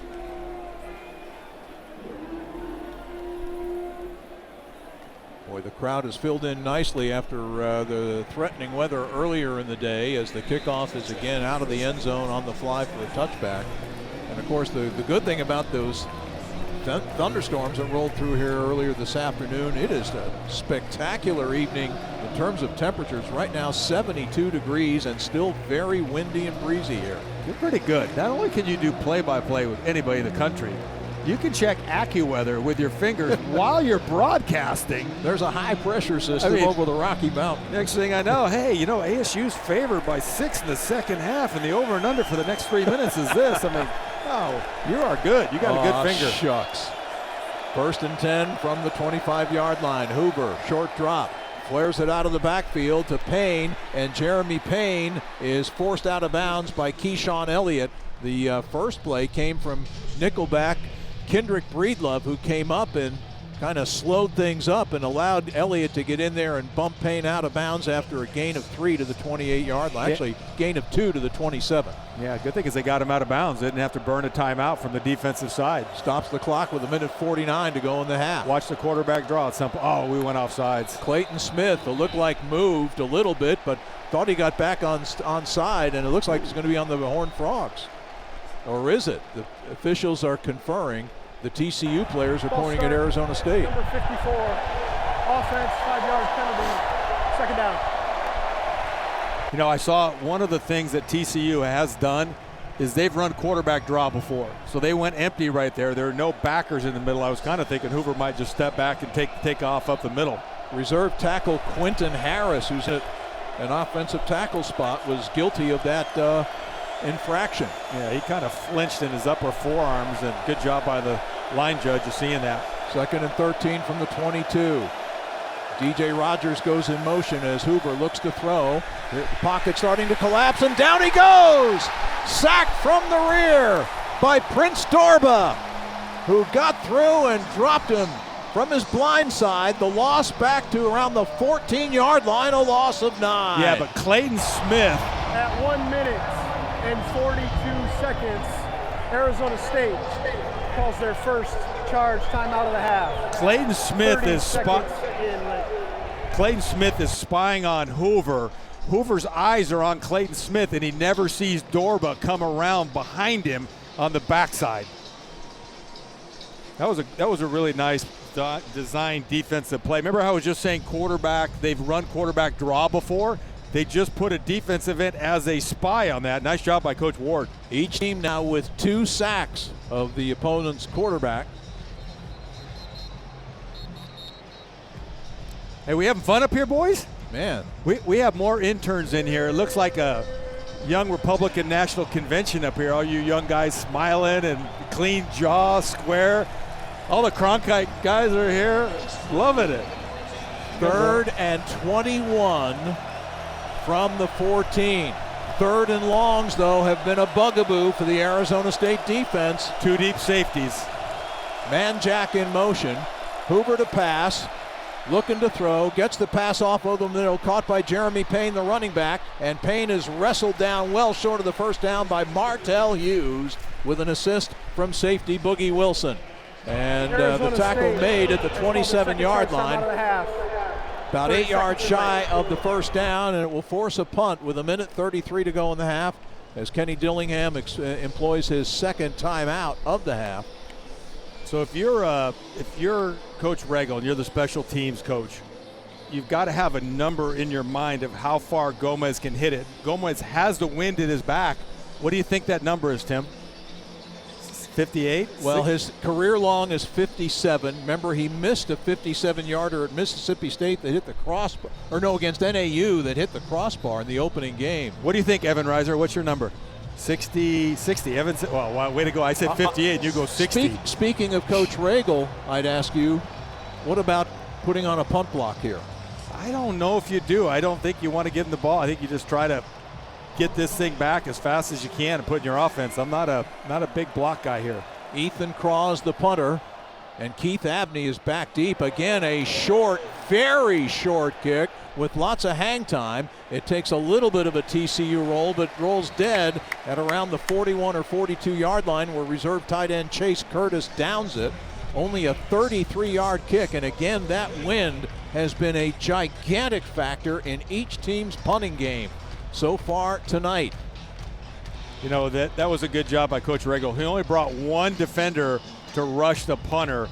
Everybody else was just not getting in a position to get a penalty. You're punting in the wind, right? Just take the yardage, take the ball. The Sun Devils get it back with a minute 23 remaining in the half. They have one timeout remaining, and they are at their own 41-yard line. Sam Levitt with a touchdown pass and a touchdown run here in the second quarter. Levitt out of the shotgun, looks right, now throws over the middle, and the catch is made by Derek Eusebio. His first grab of the night, and it's a first down to the TCU 44-yard line. Eusebio telling us this week he used to go to TCU football camps, but never got a sniff of an offer from the Horned Frogs. On first down, the throw near side, caught by Shimon Mateer. And Mateer is out of bounds with a first down at the Texas Christian 32-yard line, another 12-yard gain. You know, the faster Sam Levitt gets the ball out of his hands, the better, from an accuracy standpoint and just from a decision-making standpoint. 1:08 remaining first half. Rayleigh Brown is the running back. Sam again wants to throw, gets it to Rayleigh. He catches at the 28 as tackled there. Jamel Johnson and Caleb Elams-Orr team up on the stop for TCU. It's a gain of about 4 yards to the 28. 2nd and 6. Clock running, under a minute to go first half. 17-14 TCU. Levitt will try to run upfield, but he fumbled the football. Did he fumble? And TCU, it looks like, has recovered at the 25-yard line. Oh my goodness. Levitt coughed it up. He was trying to run upfield, did not have much of an opening in which to run. And it looks like, trying to see who poked it out. I think it was Devin Deal. Devin Deal. Down prior to the ball coming out. In the continuing immediate action, the defense does recover the ball. ASU has called their third and final charge timeout. They're gonna take a look at this, and I think they're gonna call it a fumble. Apparently the official saying that Levitt was down before the ball came out. Hey, let me get a ball. Kevin Turner, did you get a good look at that one? I did. It looked clearly, I was behind the play. It looked like the elbow was down, and then the ball came out. We're getting a look at the video replay here from the Fox telecast of the game. Previous play of the runner down is under further review. That's a fumble, KT, the whole way. I think it is. Yeah, it looked like it came out of there just before Sam's knee hit the turf. So I think this is going to be a fumble, what we thought it was originally, and a recovery for TCU. With 45 seconds remaining in the first half. The Sun Devils have already lost one fumble tonight. A -2 on the evening after this.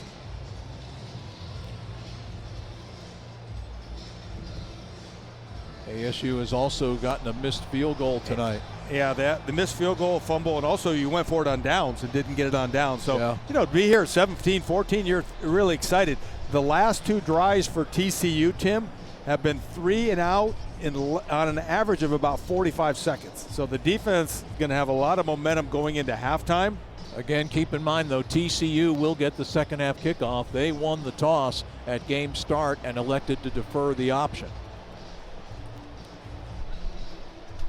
If you just joined us, TCU led this game at one point early in this second quarter, 17-0.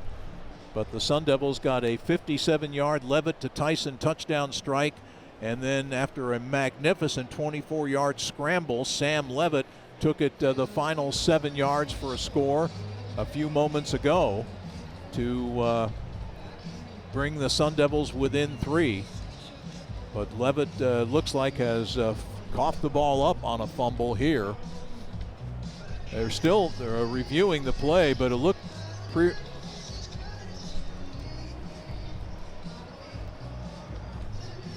it looked clear cut to us, Kevin Turner, but they're still, the official Michael Vandervelde is still taking a look. There's no way. That's a fumble the entire way. Yeah. They may just trying to be determining the exact yard line, but that looked fairly clear cut as well. It'll be interesting in the second half because the wind has been an issue. 3 of the 4 touchdowns have been into that south end zone, and punting the ball has been a real challenge. It is a fumble and recovered by the defense at the 25-yard line. It's first down for TCU. Arizona State will not be charged a timeout. We'll have 1 remaining. So TCU gets the ball on the fumble recovery. And they still have 45 seconds left in which to try to add to their now 17-14 lead, a lead that was not too long ago 17-0. The Sun Devil defense have been great the last 2 times that the Horned Frogs have had the ball. And we'll try to hold them here in the waning final minute of the first half. Yeah, come on, we need a little interception here. Come on.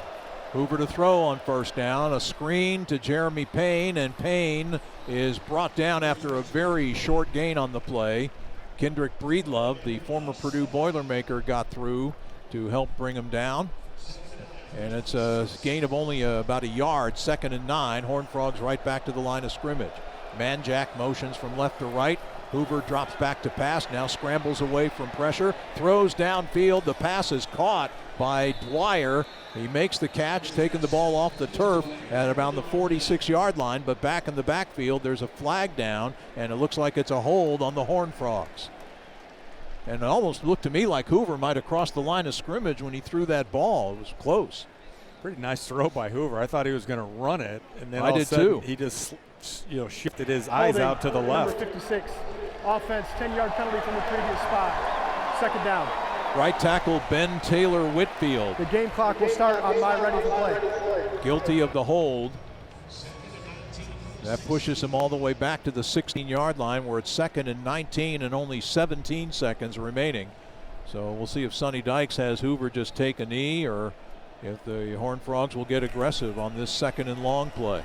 Prince Dorba came on the rush that time on Taylor Whitfield, using just nice underarm move to get the hold call. Anthony Cooper's in the defensive line. Dorba, Cooper, Justin Watley, and Clayton Smith are the front 4 for Arizona State. And now timeout called by Arizona State has called their 3rd. Sun Devils burning final charge timeout. Their final timeout. Only 3 seconds remaining in the half. I think this is kind of a mindset timeout. I'm okay with it, right? Yeah. You can't do Why anything. not? We're going to make you snap the ball. We're going to make you take a knee or do something conservative. Clearly, TCU's trying to get into halftime and milk this 17-14 lead. I mean, that's just hey, we're coming after you boys, second half. We'll see you in about 15, 18 minutes after the drone show. We got the drone show coming in at halftime, and after that, we're going to have the drone attack just hitting the Frogs. I mean, it's like a frog drop from 10,000 feet. Splatter, green, red everywhere. Oh.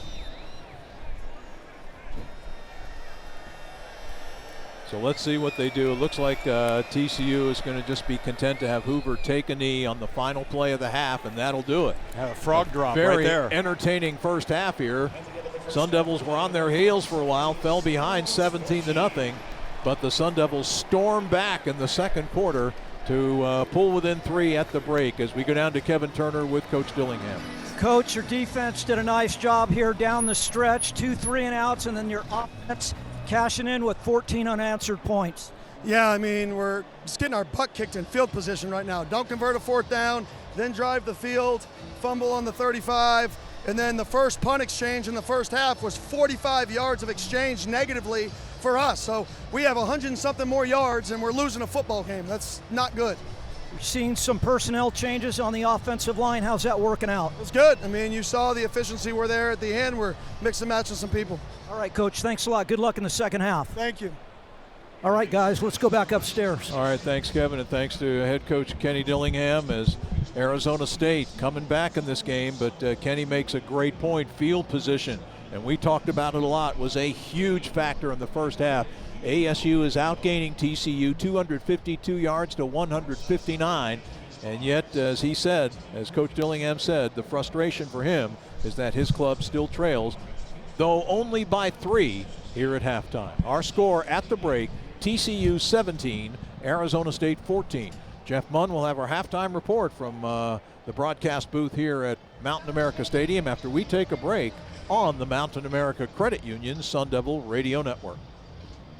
Gomez approaches the ball, and a squib kick that is caught by one of the up men for TCU at the 50-yard line. And I think that was running back Trent Battle as the Sun Devils tried to catch the Horned Frogs napping, and Gomez just booted a short kick. The Devils hoping to recover an onside kick in all intents and purposes, and it went right to Battle, who gathered it in and went to the turf at the Arizona State 49-yard line. Boy, that's a roll of the dice that may have come up snake eyes for ASU. We will see. Let's see if TCU goes and tries to hit him deep on the first play. Empty formation for Josh Hoover, who throws a quick slant. It's caught by Manjack, but he is thrown down immediately by Ghost Rouser at around the 44-yard line after a 5-yard gain. Yeah, that's a tough call right there. You're onside kicking to a guy used to handling the football. Yeah. You know, that's usually not part of the equation. I could see it, maybe a linebacker up there, but that doesn't seem like a good guy to target with the ball. Jeremy Payne is the running back, 2nd down and 5. Manjack goes in motion. Hoover off play action, dumps off a pass to the tight end DJ Rogers, and Rogers barrels his way to a first down inside the 40 to the 38-yard line, a gain of 6, and it will move the chains. Keyshawn Elliott helped bring him down. So the Devils immediately hand TCU great field position with the decision to go with the short kickoff. On first down, Hoover drops back, has time, delivers downfield, and it's caught by Manjack at the 10-yard line, and he is tackled by Rodney Bimage at the 6. A 32-yard gain from Hoover to Manjack. And TCU, not even a minute and a half into the second half, is threatening to score at the Sun Devil 6-yard line, 1st and goal.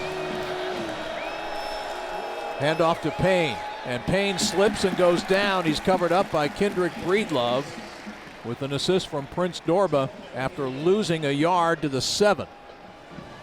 Slipped on the turf. 2nd down and goal. Early minutes of the 3rd quarter. TCU in no rush. They don't want to get this into a shootout game. They've got great field position here and trying to capitalize. Still haven't heard from Eric McAllister tonight. He's wide to the right side, now motions toward the formation.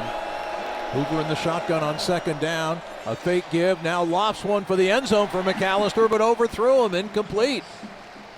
Hoover tried a little touch pass, just lofting it softly into the air for McAllister, and overthrew him with Rodney Bimage in coverage for ASU. Yeah, tried to use the size of the big receiver against Bimage. That's almost like an alley-oop pass that you see in volleyball. It's a compressed field because the ball's at the 10-yard end zone, only 17 to work with.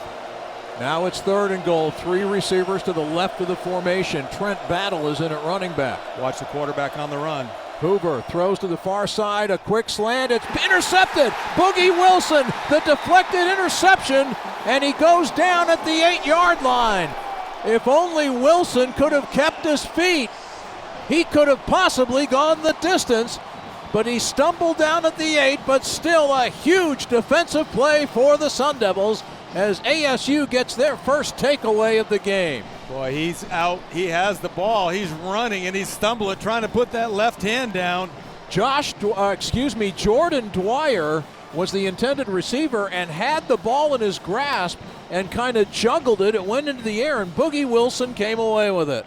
We have a timeout on the field with 12:40 remaining in the third quarter. A big defensive play for Arizona State.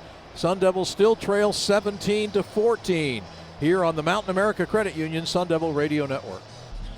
Circle K makes your day. Sign up for Inner Circle Rewards on the Circle K app and score 25 cents off per gallon on your first 5 fill-ups, plus exclusive discounts on food, drinks, and more. Pretty cool sight here at Mountain America Stadium. All the fans that have cell phones got the lights on their cell phones, lighting up Tempe, as now they turn the lights out of the stadium, so it's just the cell phone lights, and it's a really, really cool thing to see.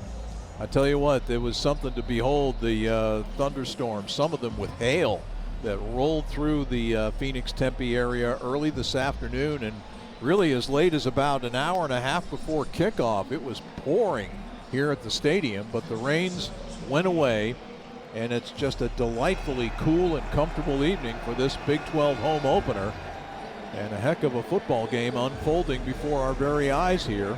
Arizona State trailing 17-14, but on the Boogie Wilson interception, the Devils get the ball back at their 8-yard line, 1st and 10. Handoff to Rayleigh Brown on first down, and Rayleigh Brown with a nice gain off right tackle, gets it out to the 19-yard line, an 11-yard pickup, and a Sun Devil first down.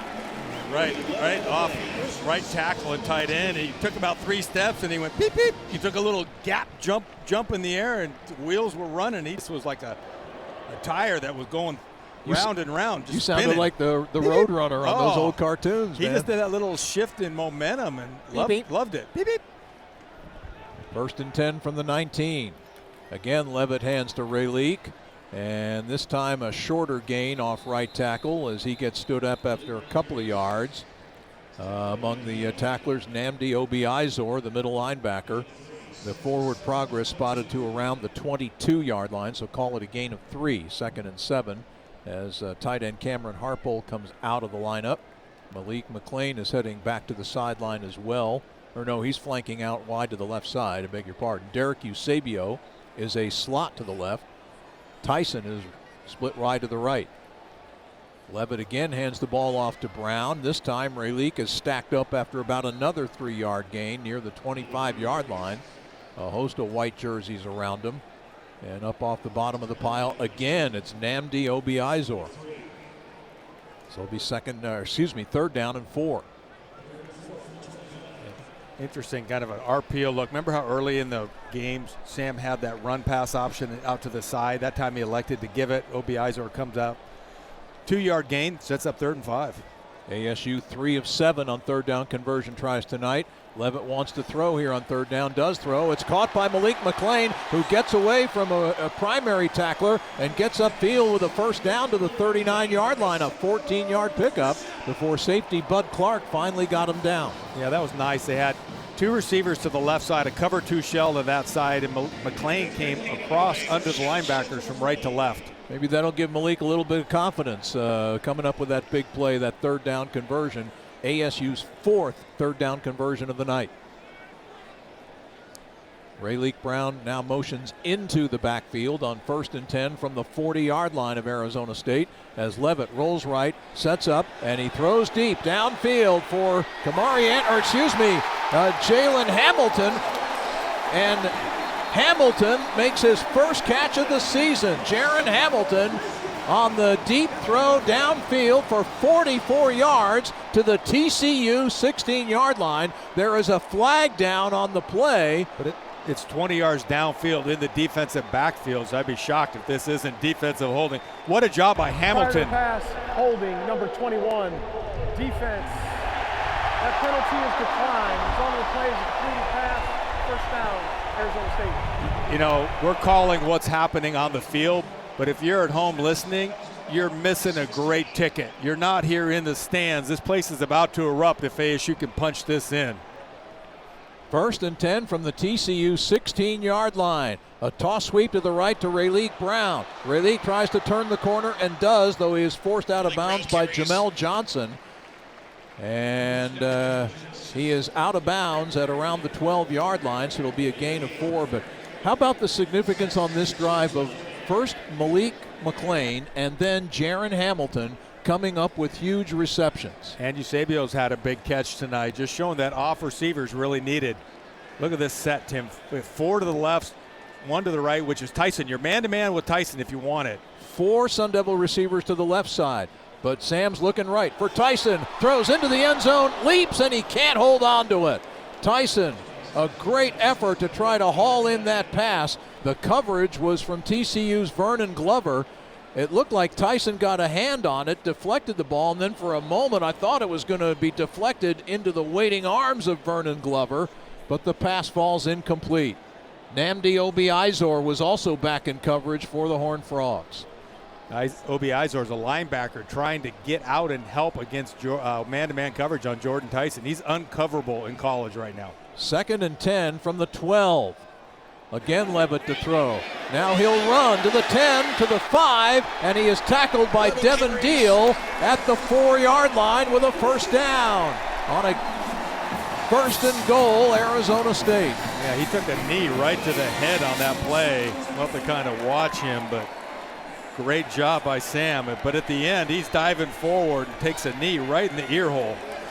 Sun Devils have yet to have the lead in this game. They're 4 yards away from getting that lead here in the third quarter. Tyson Brown in at running back. The jet sweep to Eusebio, turning the left side, and he's not going anywhere as Channing Canada, the cornerback, got him by the shirt and just threw him down right at the line of scrimmage. In fact, the play, they'll mark it at the 4-yard line, so officially no gain on the play. Yeah, Sam's mad about something, but I almost wonder if he should have kept it. He gives it to Eusebio.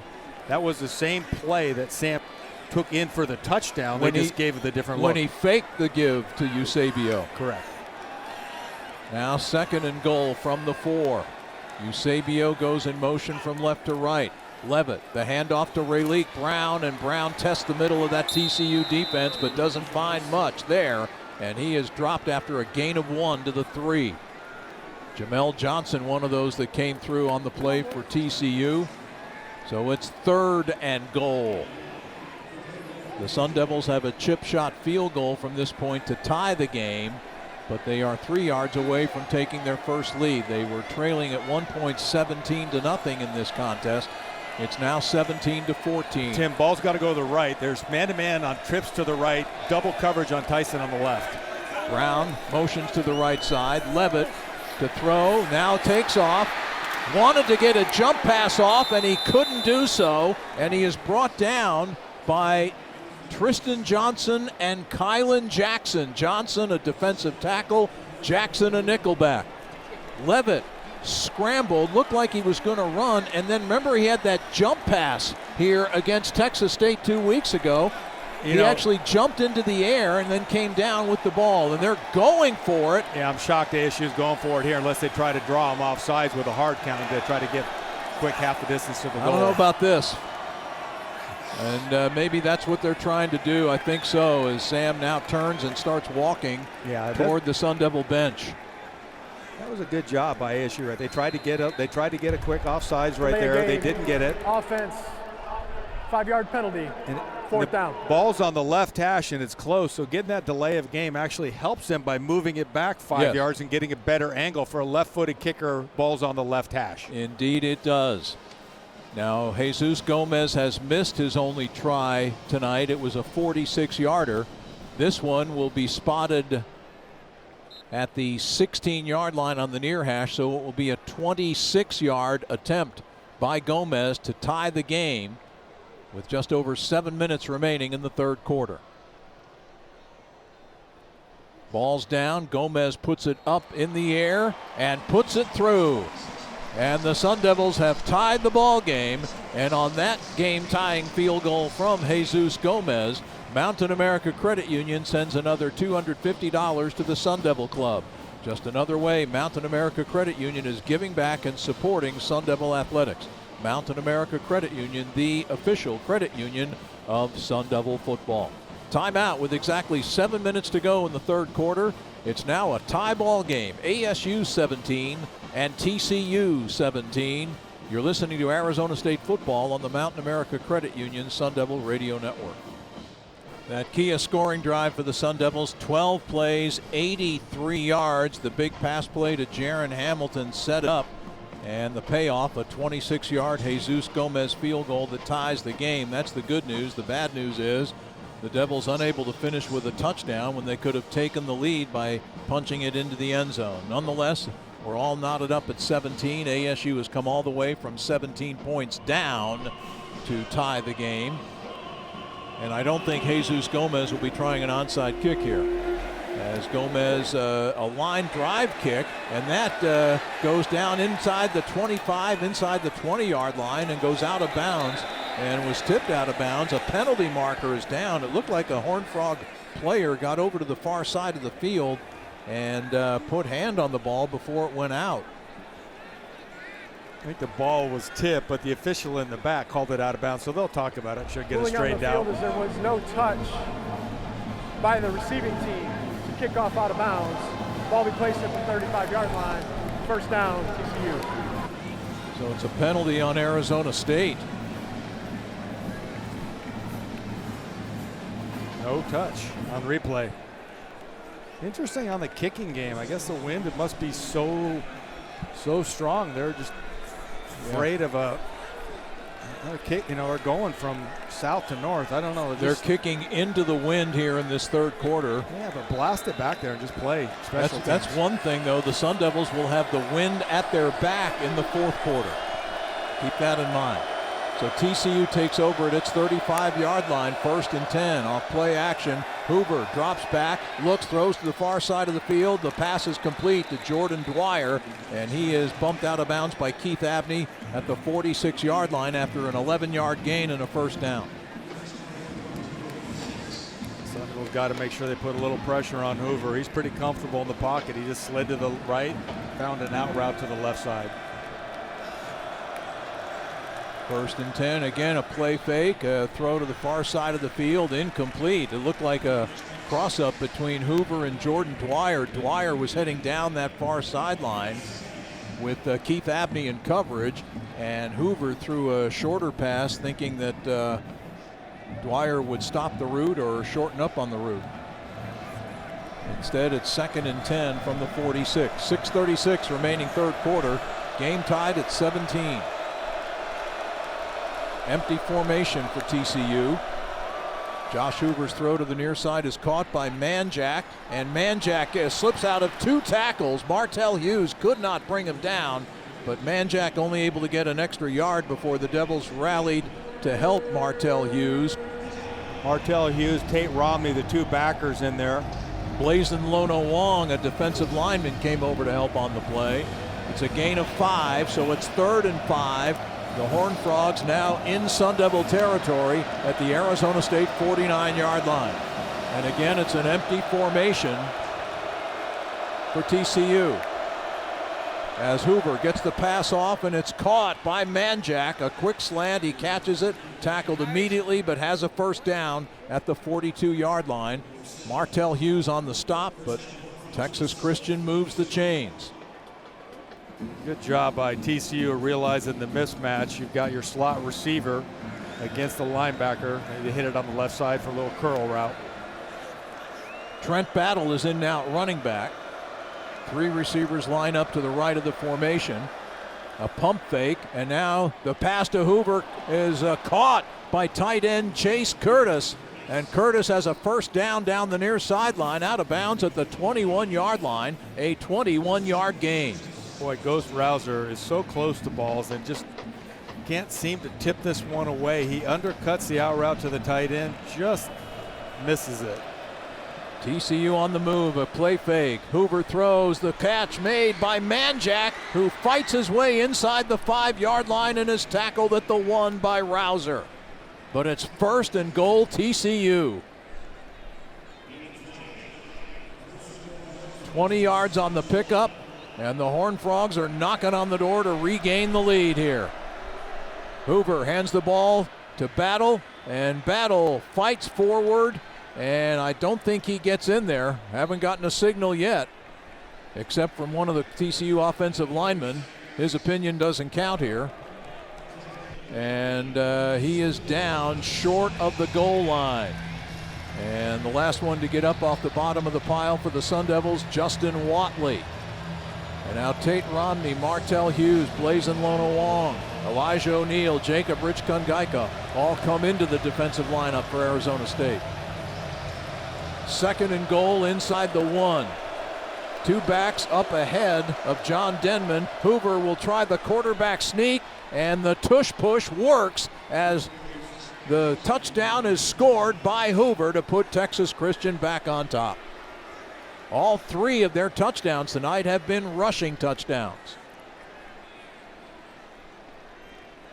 Little quarterback keep right there. The right tackle just blocks down, and that quarterback sneak actually sneaked out, or came out, no pun intended on the sneak out, outside of the right tackle. TCU had him up back in the backfield, and he just grabbed the quarterback and pushed him forward, like Tim said, on the tush push. Nate McCashlin. The whistle blows just as the ball is snapped, and McCashlin is to attempt the extra point. This will be offsides on ASU. Rodney Bimmage, I think, may have been offsides there. They're talking to Sonny Dykes over on the sidelines. By the way, Bimmage has played a lot tonight. I believe Javen Robinson may have been shaken up earlier in this ball game. And Bimmage has played a lot and has played pretty well at cornerback. Offside number 0. Defense, penalties decline. Replay the try. So the penalty is declined, and TCU will simply retry the point after.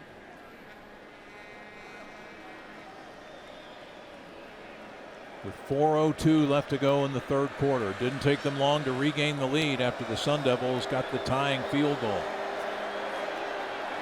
And boy, another offsides almost. They dropped the flag. The kick is made. And again, it looked like a Sun Devil came offsides trying to block it. 0. That penalty's declined. Extra point is good. It's Bimmage again. Penalties declined. The point is good. And TCU regains the lead with 4:02 to go in the 3rd quarter. Timeout with our score, Texas Christian 24 and Arizona State 17. You're listening to ASU football on the Mountain America Credit Union Sun Devil Radio Network. A few moments ago, it looked like the Sun Devils were poised to take their first lead of the night as they had a 1st and goal inside the 5-yard line of TCU, trailing 17-14, but the Horned Frog defense stiffened, forced Arizona State to kick a field goal to knot the game up at 17 apiece. And then on the ensuing kickoff, ASU kicked the ball out of bounds. A 5-yard penalty gave TCU good starting position at their 35, and they proceeded to immediately drive the ball downfield on the short passing game of Josh Hoover. And Texas Christian drives it downfield and gets the go-ahead touchdown on a quarterback sneak by Hoover.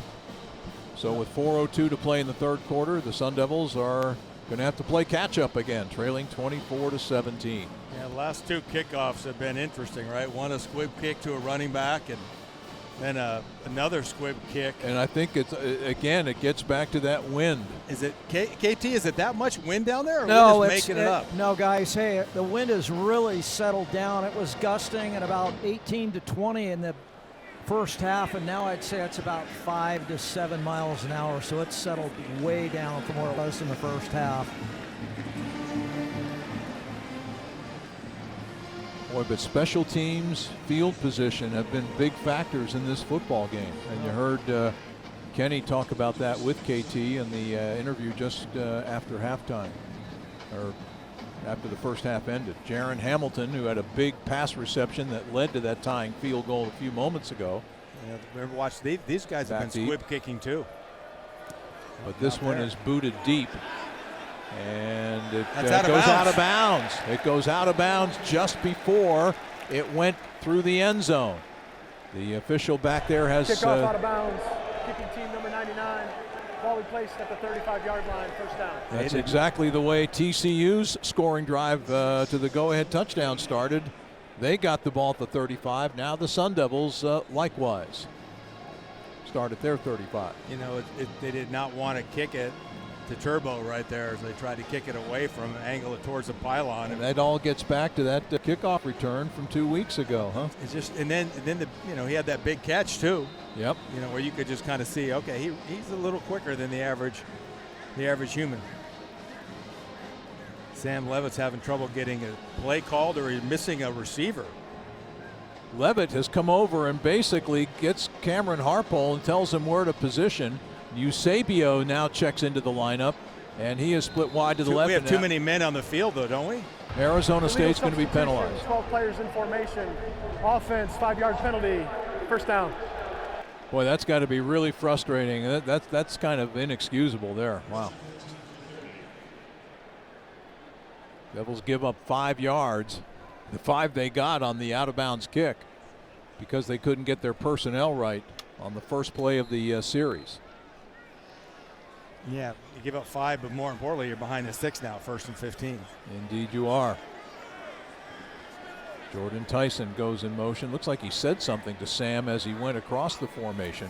On first down off a play fake, Levitt drops back to pass, dumps it off near side to Raleek Brown. Brown gets by one tackler and gets upfield, goes out of bounds, forced out of bounds by linebacker Max Carroll near the 34-yard line after he picked up 4 yards on the play. Getting pretty decent job by TCU out in space. I mean, that's tough. It's a tough assignment catching Raleek Brown trying to make a tackle for on him on that swing route. Haven't heard much from Shimon Mateer tonight. He's on the left side as again a swing pass to Brown, and Brown is an ankle tackle by Caleb Elarm-Zor, who had a heck of a first half with a couple of sacks, and gets the stop of Brown there after another short gain to the 37-yard line.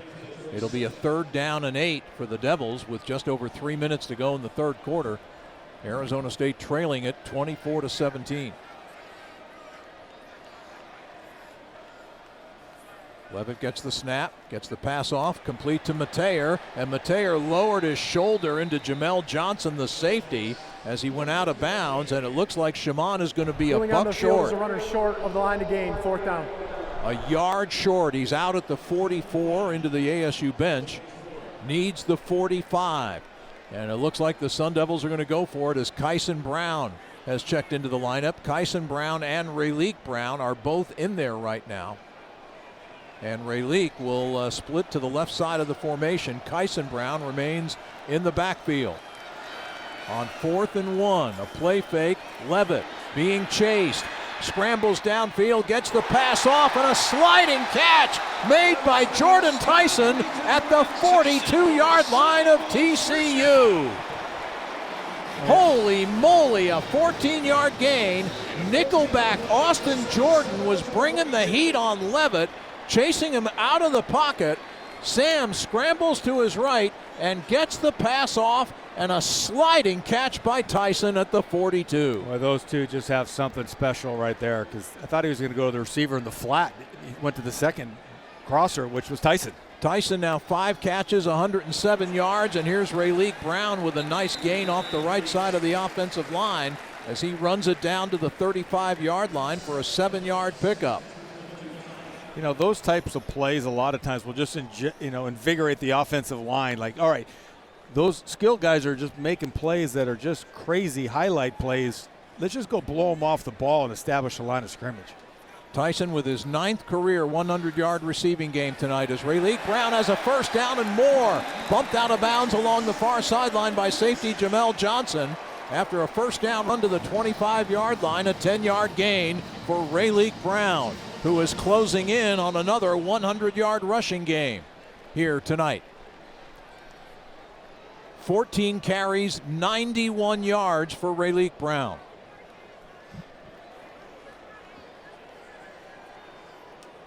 One minute to go in the third quarter. The Sun Devils at the 25 of TCU. Again the give, this time to Kyson Brown, and he gets stacked up after a gain of 1. And Sam Levitt appears to be walking a little gingerly, the right foot bothering him. Levitt had some issues with that, I think, right foot or ankle area during practice this week. And it looked like he got twisted up when on that play where he threw to Tyson for the first down, and the nickelback Austin Jordan hit him and twisted him up sort of as he brought him down after Levitt got the throw away. 2nd and 9 at the 24. Again, Sam to throw. Far side, caught by guess who? Jordan Tyson. First down to the 13-yard line, out of bounds along the far side after that 11-yard gain. Jordan Tyson's just playing games with these guys right now. He lines up in the slot, quick release, double move, gets it on the sidelines. Super player. He is special. He is special indeed, and having a special night tonight. 6 catches for 118 yards and a touchdown. We've reached the end of the third quarter. Come back and join us for the start of the fourth. It should be a doozy. After 3, TCU 24, Arizona State 17. Timeout on the Mountain America Credit Union Sun Devil Radio Network. As we begin the fourth quarter, the Sun Devils once again have entered the G2G red zone. G2G protein bar, fresh, healthy, and delicious. As Arizona State, with its 4th incursion into the red zone tonight, they are 2 of 3 in red zone scoring opportunities so far in this ball game. The fourth quarter will begin with Arizona State trailing 24-17, but on the move at the TCU 13-yard line with a first down and 10. Yeah, a chance for ASU to right a couple of wrongs. Finish in their red zone. Also get some scoring. You know, ASU's been outscored in the fourth quarter this season, 33-31. They got a chance to tilt that here and punch it in. ChazRoberts.com for Arizona's leader in heating, plumbing, and cooling and caring. Chaz Roberts sponsoring our top 25 scoreboard. So here we go, start of the fourth quarter, 1st and 10 from the 13. Off play action, Levitt rolling to his left. Pressured, throws to Cameron Harpole, the tight end, sidesteps a tackler, dives forward, and may have a first down. What a move, what a play by Cameron Harpole, who just harpooned the TCU Horned Frogs for an 11-yard gain and a first down. Yeah, Sam Levitt is really late with this throw. He had Harpole early, then he came off of him, looked downfield, then came back to him on the sidelines. Great catch by Harpole. Great play by Sam. Hand off to Raleek Brown. Raleek trying to get outside to the left, and he is swarmed under. Nothing doing there. Boy, it's really hard to get outside against this TCU defense. They have a lot of speed on defense, and no gain on the play. It'll be 2nd down and goal from the 3. The Devils had 1st and goal inside the 5-yard line a few moments ago in the third quarter. Had to settle for, at the time, a game-tying field goal. They're trailing by 7 once again here. Levitt lines up under center. Off play action, rolls to his right. Still rolling, points toward the end zone. In trouble, backs up, now throws to the end zone, and it's incomplete. Raleek Brown, the intended receiver, but there were all kinds of TCU bodies in the area in that near corner of the end zone. Trying to make something happen. Sam held that ball for a long time. Luckily avoided the sack. It was play action pass, and kind of think they played a zone against it, so they were trying to find Raleek. And I just get the feeling the Devils don't feel really confident right now running between the tackles here. Yeah, that they don't look real good in the red zone either. Eusebio maybe in the slot. He might be a quick little mismatch. He's slot left. Empty formation on 3rd and goal from the 3. Levitt throws for the end zone, and it's incomplete. Tried to get it to Eusebio off his fingertips. Great job by TCU. They were playing the out route. They gave him the out route, and they undercut it. So now decision time for Kenny Dillingham, and they're going to go for it on 4th and goal, trailing by a touchdown. Eusebio comes out. Jaron Hamilton checks in. TCU will make corresponding moves personnel-wise on defense. Yeah, wouldn't be surprised to see ASU burn a timeout here too. 6 on the play clock. 4th and goal from the 3-yard line, as Levitt will throw on 4th down for the end zone, and it is tipped and incomplete. He tried to get it to Shimon Mateer, and there were two defenders, Jamel Johnson, I should say, and Caleb Elam-Zor, and it was Elam-Zor who deflected the ball, incomplete, and TCU holds on downs. The Sun Devils just really struggling in the red zone here tonight. So TCU continues to hold the lead as we go to break, 24-17. Timeout on the Mountain America Credit Union Sun Devil Radio Network. Arizona State once again unable to punch it in goal-to-go territory. They had to settle for a field goal in the third quarter that at the time tied the game, and now trailing by 7 once again. They are unable to score at all. Going for it on fourth down, Sam Levitt's pass toward Shimon Mateer was deflected by Caleb Elam-Zor, who has been the defensive star of the game. Elam-Zor must love to see Arizona State come to town. He had 16 tackles against the Sun Devils 2 years ago when he played at Cal, and he has lit them up tonight. 2 sacks and a lot of great plays, and that one turns it over on downs. TCU begins at its 3-yard line with the Inferno, the Sun Devil student section, right behind them.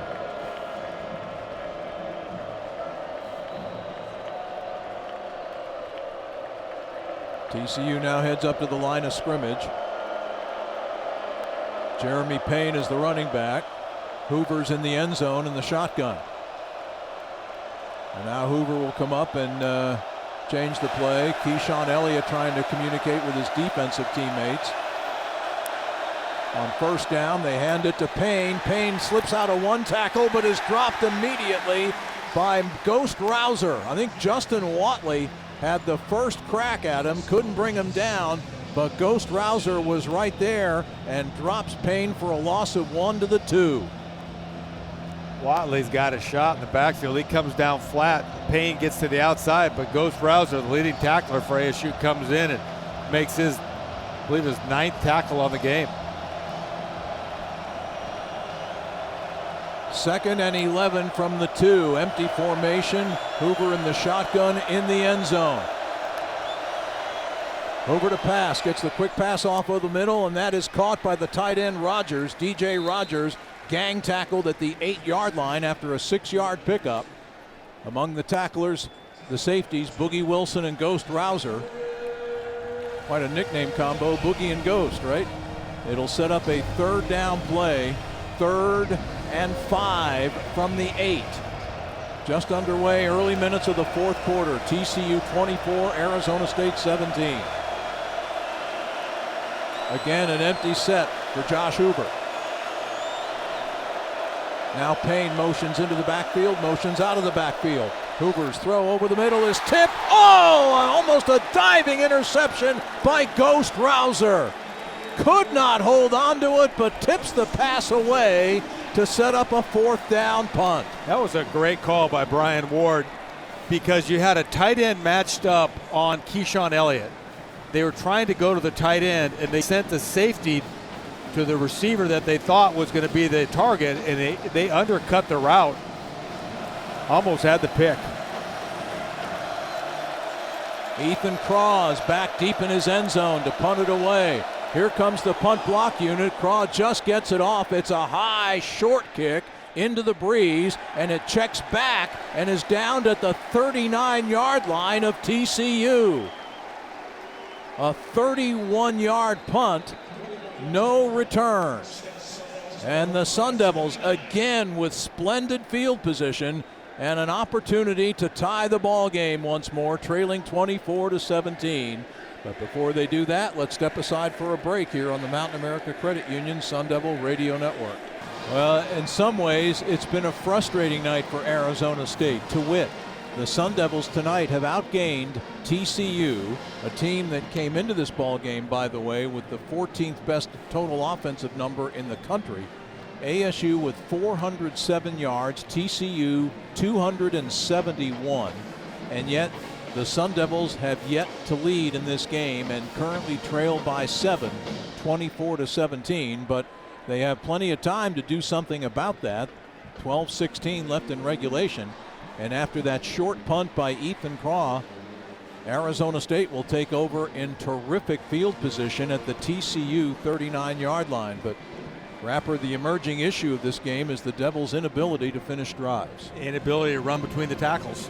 The ball was at the 3 and couldn't punch it in, and we've seen that a couple of times this year, which is a little bit surprising. You know, this was a team that you looked at on paper and you think, well, we should be able to run, you know, the ball against them. I mean, TCU's defense has been pretty solid, but they give up almost 110 yards a game.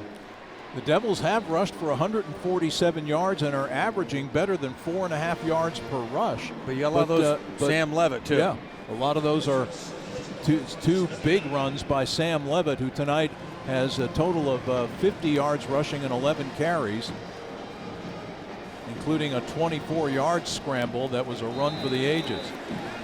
So the Devils go to work now from the TCU 39-yard line. Tyson motioning.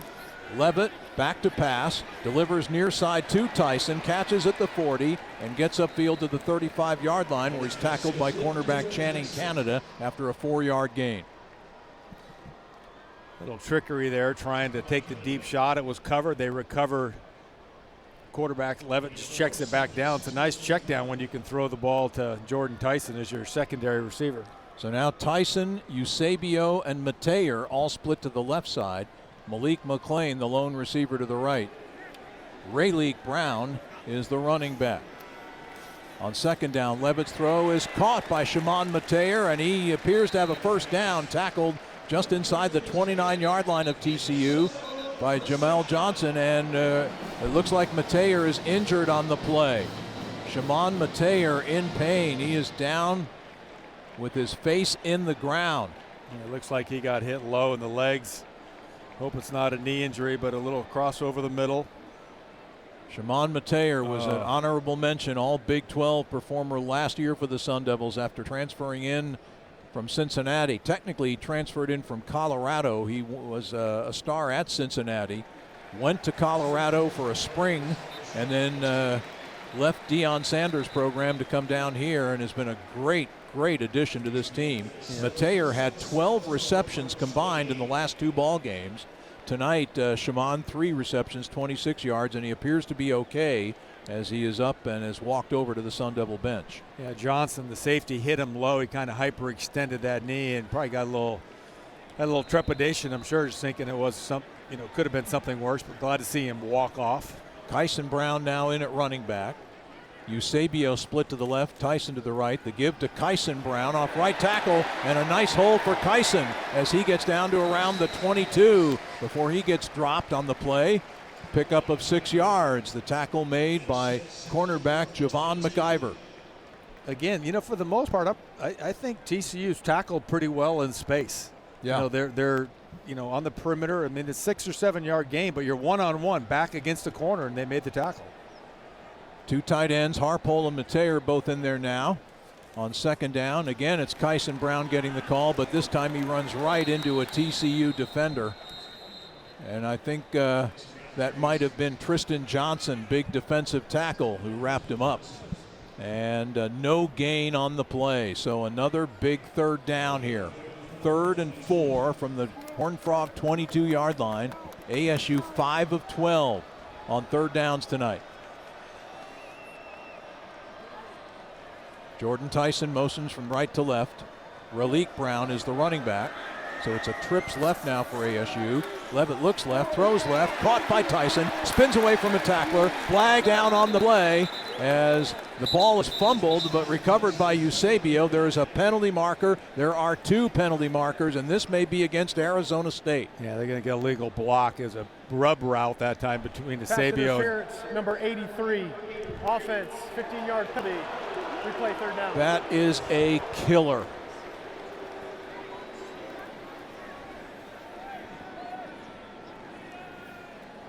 Eusebio's in the slot left. Tyson's out wide, and Eusebio just takes a square run, and helmets to helmet just ran over. It was a great block if you're trying to knock somebody out, but I mean, probably could have been targeting, could have been a lot of things, and it's not a smart play by Derek Eusebio. Oh, that is a killer, because now it's 3rd and 19 at the 37-yard line.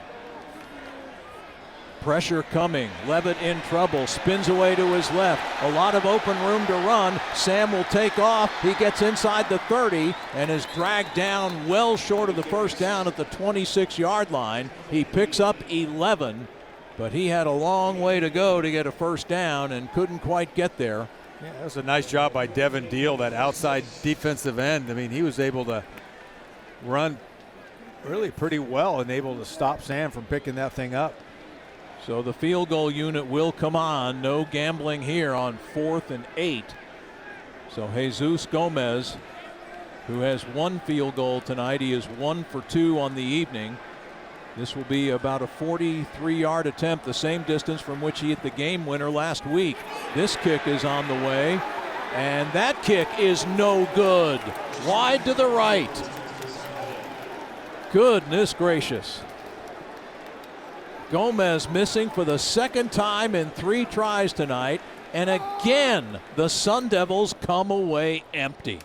Timeout with the score TCU 24, Arizona State 17 on the Mountain America Credit Union Sun Devil Radio Network.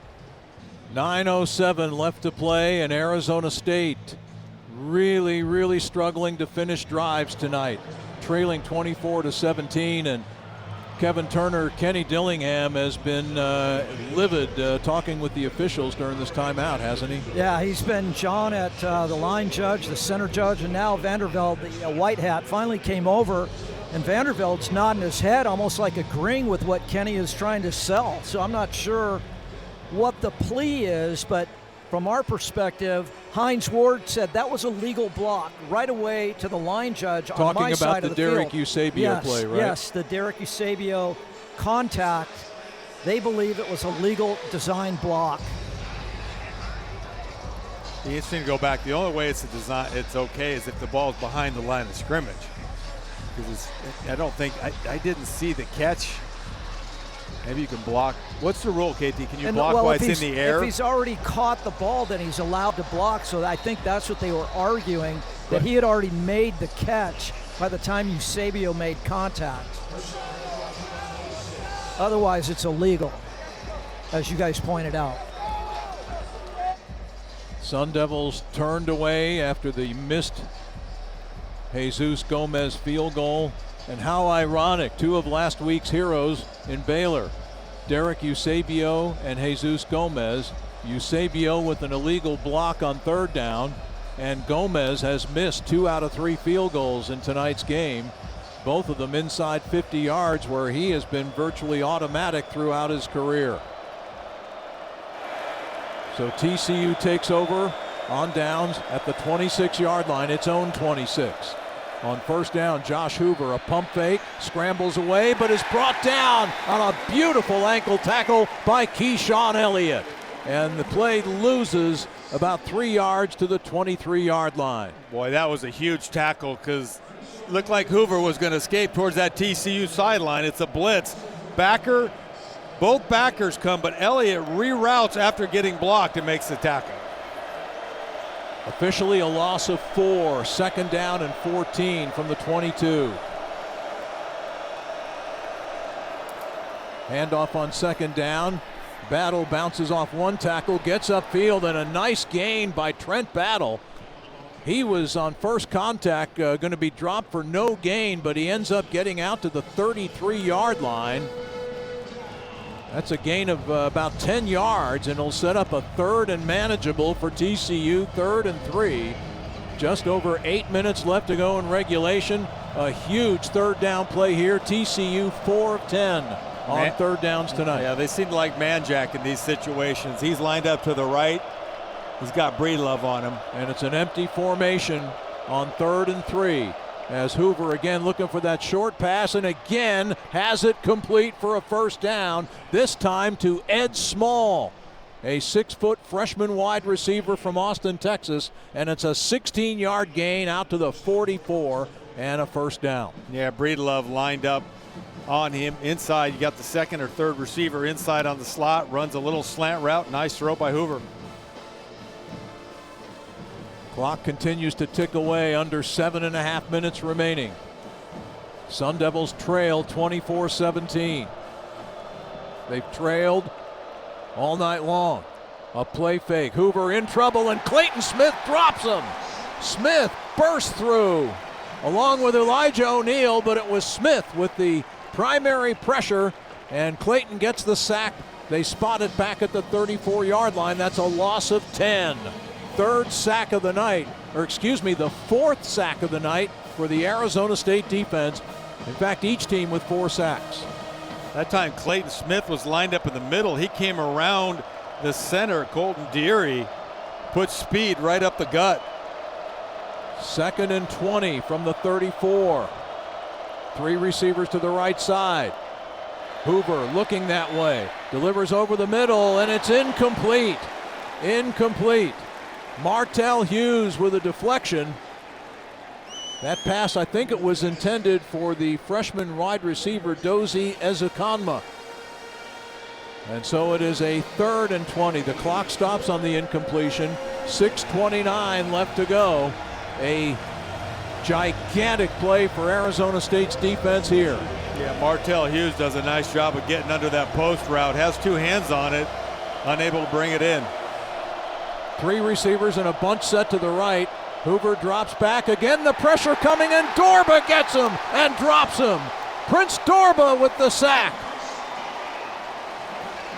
Sun Devils doing all this with 4-man pressure, and that time it was Prince Dorba for a loss of 9. Prince Dorba lines up as the left defensive end, and he came all the way between the left guard and tackle.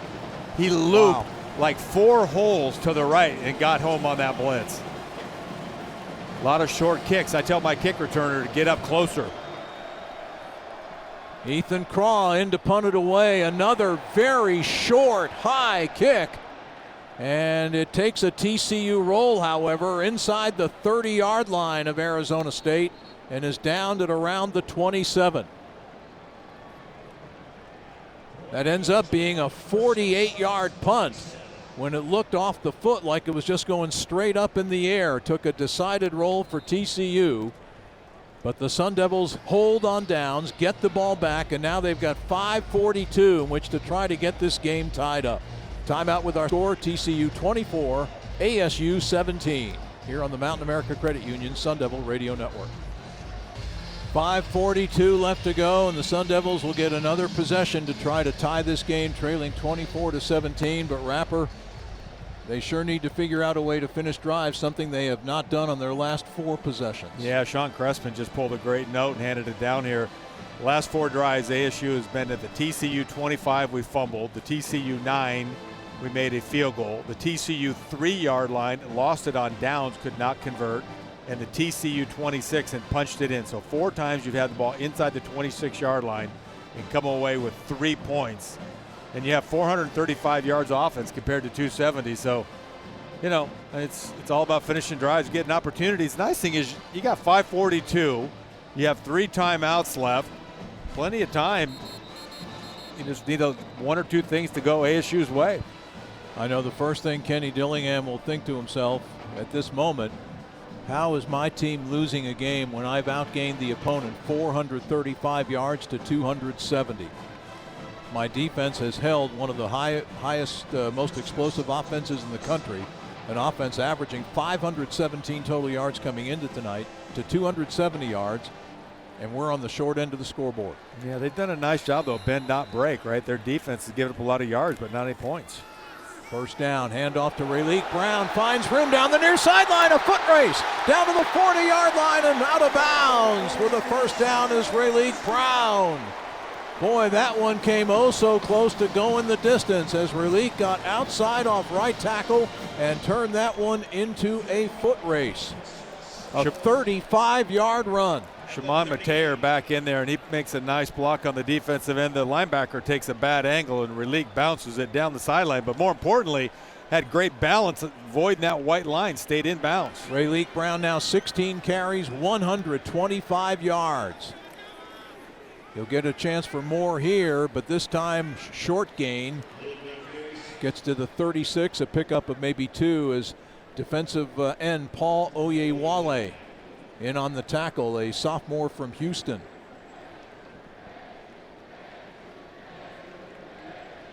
2nd down and 8, under 5 minutes to go. TCU 24, Arizona State 17. Off the shotgun, Levitt drops back to pass. Delivers a pass over the middle, caught by Rayleigh Brown. Rayleigh has a 1st down inside the 25-yard line down to the 23. A 13-yard pickup, another 1st down for Arizona State. Boy, Rayleigh Brown has been an all-purpose threat tonight for the Devils, receiving as well as running. That was a great catch, and what I really liked is he started to go wide, stuck his foot in the ground, and headed dead south right towards campus and got the ball all the way down to the 23-yard line. Rayleigh Brown with 172 yards of total offense here tonight, all-purpose yardage. Kyson Brown now in at running back with 3 receivers to the left side. Play fake, pressure coming. They get the pass off to Shimon Mateer, but he is tackled immediately. Tackled by Jonathan Bax, defensive end, for no gain on the play. They brought a field blitz that time. The defensive end on the boundary side retreated. It was actually a pretty good call. We haven't seen a lot of screens. They tried a tight end screen there that did not get any yardage, but a nice play by TCU.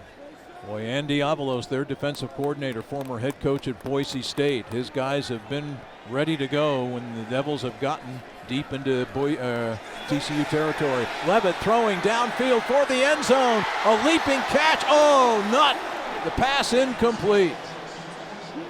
Tyson was the intended target. Went high into the air on the near side of the end zone, but just could not haul it in.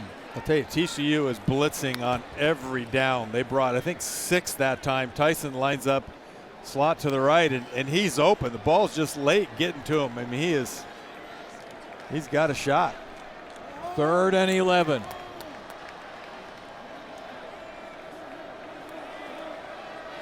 Eusebio goes in motion from left to right. Rayleigh Brown in the backfield. Blitz. Here comes a blitz. Sam scrambling away from the pressure, throws downfield, intended for Eusebio, incomplete. Jamel Johnson, the safety, helped break up the play, and here we are again. 4th down, 3:22 remaining. 24-17 TCU. And the Sun Devils are going to go for it. Jesus Gomez has missed 2 out of 3 field goals. A field goal only brings them to within 4. Look at this though, Tim. They got Jordan Tyson lined up. He's the inside receiver of 3 to the left. And now Tyson will motion to the right side of the formation on 4th down. Levitt drops back, throws downfield, pass incomplete, intended for Malik McLean, but there's a penalty flag down. Got to be a penalty to set Channing Canada, the corner, tackled Malik McLean on the crossing route. The side judge from the far side is the one who threw the flag, and it was really late. Pass interference, number 7. Defense, spot foul, automatic 1st down. And so on that 4th down penalty against TCU, the Sun Devil offense once again has entered the G2G red zone. But can they finally finish off a drive with a touchdown? Little double move at the top of the route by McLean, and Canada wraps him up around the waist with both arms and tackles him before the ball gets there. 4 receivers to the right side for Arizona State. A quick throw to Rayleigh Brown with blockers, and Rayleigh Brown finally is tackled by Caleb Elarms-Orr down at the 7-yard line after a gain of 5. The 4 receivers was basically a scheme by which Rayleigh Brown got some blocking out there, but only picked up 5 yards. Yeah, 4 on 3, so you've got blockers, and Rayleigh goes in motion, gets the ball behind the line of scrimmage. Sun Devils just not even testing the possibility of running the ball between the tackles. Trips left on 2nd down and 5. Levitt to throw, throws complete to Tyson, but he's hit immediately after he catches the ball. Austin Jordan hit him. There's a penalty marker down, and this may be roughing the passer on TCU. Austin Jordan tackled Jordan Tyson. Personal foul, roughing the passer, number 11. Defense, half the distance to the goal, automatic first down. Devin Deal, the top pass rusher on the TCU squad, guilty of roughing the passer. And 2 key penalties on the Horned Frogs have enabled this drive to get down deep into the red zone. Yeah, that play they just showed on replay. Sam Levitt throws the ball. He's watching for about a 2-step. Deal comes in late and punches him or pushes him with 2 hands, open palms, and takes him to the ground. I don't understand that one, but thank you. The penalty will push the ball just inside the 4-yard line. Call it the 3. And now the officials are going to confer for a moment.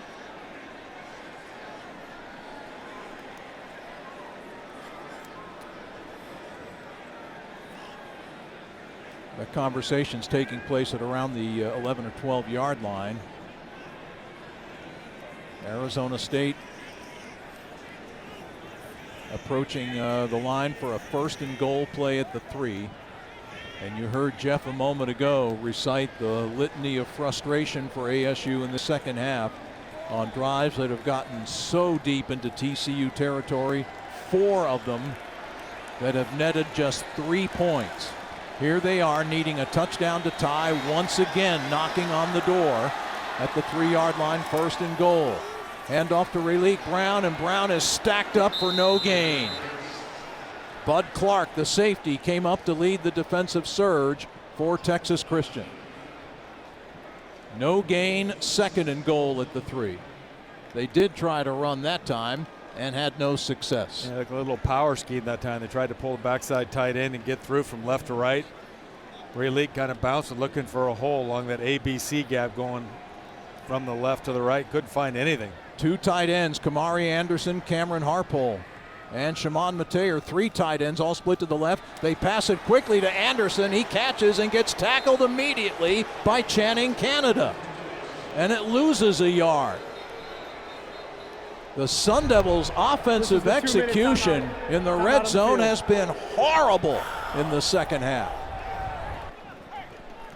And we have the 2-minute timeout with 1:54 left to play. And ASU trailing 24-17 as we take a timeout on the Mountain America Credit Union Sun Devil Radio Network. The touchdown that got the Devils on the board for the first time after they fell behind 17-0. Rallied to tie it at 17.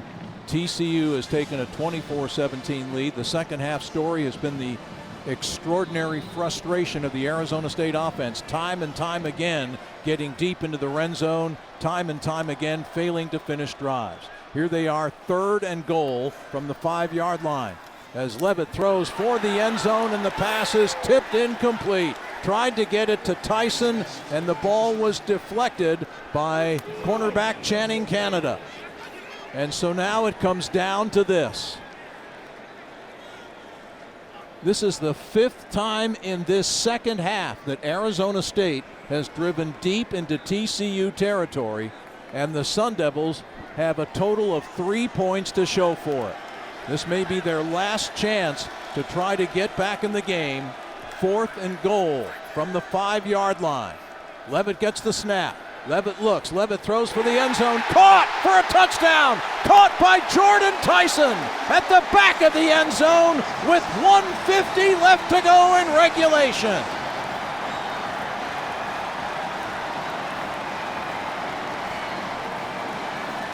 Jordan Tyson lined up, runs that slant route, and just their timing between those two is special. Good protection, though, too. The offensive line did a nice job. TCU didn't come with a blitz at all.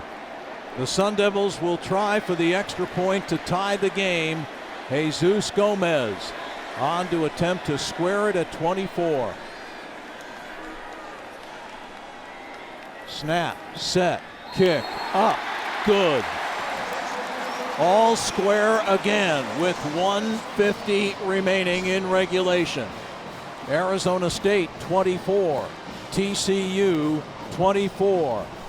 Frustration after frustration for the Sun Devil offense. 5-yard touchdown pass on 4th and goal from the 5-yard line. Tim, Jordan Tyson's got 8 catches, 126 yards, 2 touchdowns, and he's been targeted 11 times with 8 catches. So he's a 73% catch percentage, even though everybody knows the ball's going to him. That Kia scoring drive, 11 plays, 73 yards. For Tyson now, his 2nd touchdown catch of the night, his Big 12 leading 7th of the year. Jordan came into this game tied for 2nd in the FBS in touchdown receptions.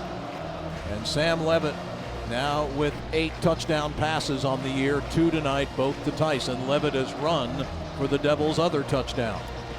1:50 remaining. Each team has all 3 of their timeouts left as Gomez approaches the ball and lets her rip and boots it deep into the end zone. John Denman, the freshman running back who's one of their deep men, fielded it and looked like he was going to maybe try to run it out, but cooler heads prevailed. He took a knee for the touchback, and Texas Christian will start from its 25-yard line. The last 2 drives for Texas Christian have been 3 plays and a punt, 6 plays minus 1 yard in a punt. Can the defense stiffen again here? A defense that has come up with 5 sacks tonight, 1 interception by Boogie Wilson. From the 25-yard line, 1st and 10, 3 receivers to the right for Josh Hoover. Looks that way, throws the slant incomplete. He led Manjack, his intended receiver, just too much. Manjack was coming free over the middle on that short slant that has been so effective for them all night. But not a good throw there by Hoover. He expected Manjack to keep coming on that slant route because he was open, but he stopped with the ball thrown out in front of him. 2nd down and 10, 1:47 remaining. Nice thing is the clock stopped there, Tim.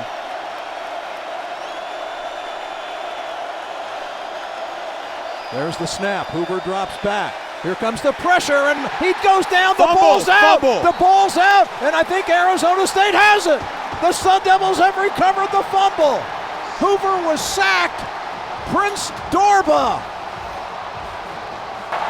Moving on the field is a fumble recovered by the defense. First down on Arizona State. You know, Hoover gets sacked, but he gets sacked right in front. He has the ball in his hands, and as he's getting sacked, the ball is stripped out. The Sun Devil defense put Clayton Smith inside. They went tackle and twist.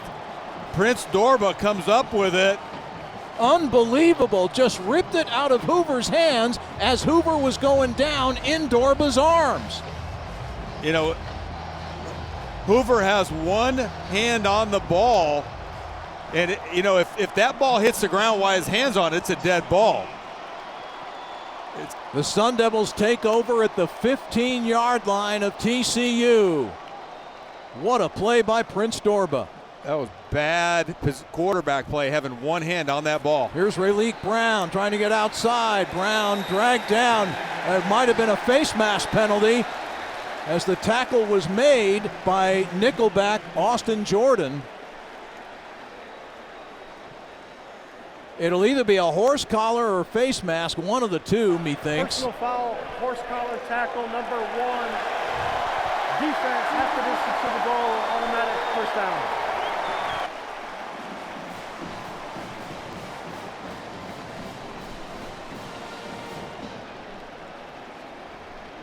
I was thinking for a moment if you might be tempted to kind of have a finish like we had last week at Baylor with a Jesus Gomez field goal, but TCU has 3 timeouts remaining. Yeah, ASU wants to make sure that there's no chance that TCU gets the ball back at all. So they're just going to try to play clock here. TCU realizes that, and they'll burn a timeout. So the Horned Frogs burn 1. They've got 2 left. 1:36 left to go. It's 1st and goal at the 5-yard line. So how do you approach this if you're Marcus Arroyo and the Sun Devil offense? You know, I think for them it's just keep it inside. Whatever you can do to not turn the ball over, I think you've got to keep pound. I think you go inside. I know you haven't run it inside, but I think the play is to keep it on the ground and inside, making sure you don't want an incomplete pass because that'll stop the clock. You don't want to give it. We saw what happened at Mississippi State. where we left them time. We should be the last team to touch it, and we have the chance to end the game if you don't score. What's interesting is if you're TCU in this situation, you tell them, hey, let them score. That happened once in a Super Bowl. I think the Packers-Broncos Super Bowl in San Diego. So, I mean, if I'm TCU, I tell my guys to make sure. If I'm ASU, I'm telling them don't score, right? Just go ahead and stay in bounds and stay right on the 1 or 2 yard line if you get a clear shot. On first down, they hand the ball to Rayleigh Brown. Brown on the inside is in amongst a bunch of tacklers and gets down to around the 3 before he goes down on the play, tackled by safety Bud Clark. And now 1 minute and 28 seconds, TCU called their second charge timeout. I kind of like the way that he says those gives you the exact time. When he said at 1:28, the clock showed 1:25.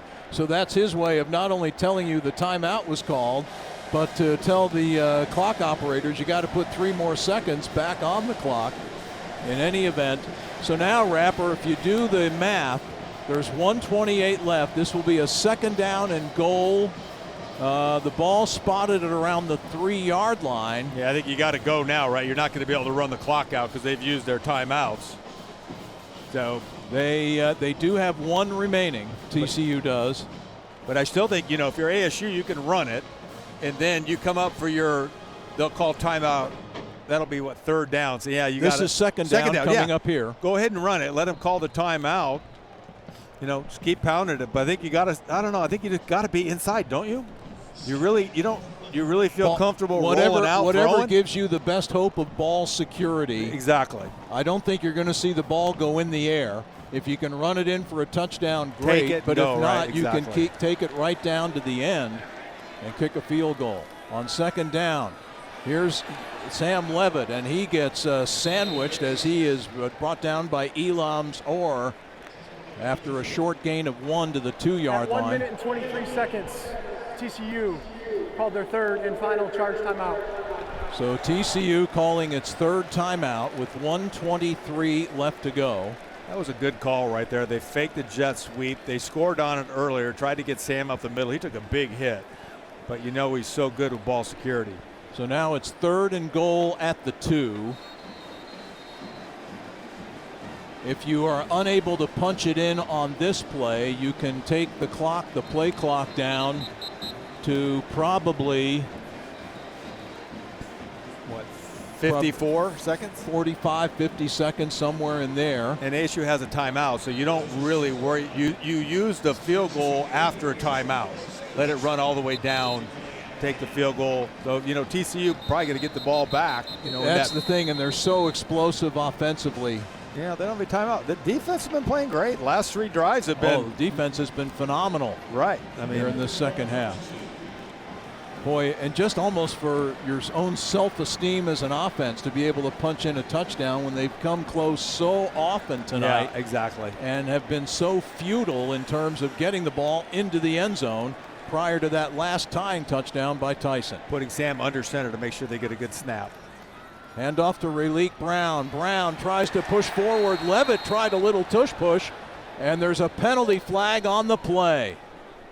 And that may be on Arizona State. Sam Levitt came in and just pushed Rayleigh Brown in the back, trying to do his version of a tush push to get Rayleigh closer to the goal line. And immediately a flag came in. Yeah, it's going to stop the clock, though. And the clock stops with 1:17 to go. 58. Offense, the penalties decline. 4th down. Wow. TCU declines the penalty. It wasn't on Levitt at all. It was on Maxi Hanachor, the Sun Devil right tackle. Ball is it's at the 6-inch line. Kenny's gone for it 3 times on 4th down. That ball is just ever so close to the goal line. Arizona State is 2 of 4 on 4th down. So what do you do here? Do you try to get the 6 inches to get a go-ahead touchdown? Or do you kick a go-ahead field goal, but give the ball back to your explosive opponent with over a minute to play? And I think the Sun Devils are going to want to talk this over. Or are they? I wonder if TCU wants to take the penalty now. They moved the official. One of the officials came in and literally moved the ball back about 6 TCU has inches. elected to take the play to start on the snap. 4th down. So, and if I was Kenny, I would burn a timeout, really talk about this here, but the play clock is running. The clock, though, the game clock is not. It's at 1:17, and now Arizona State has called their first charge timeout. 30 seconds in late.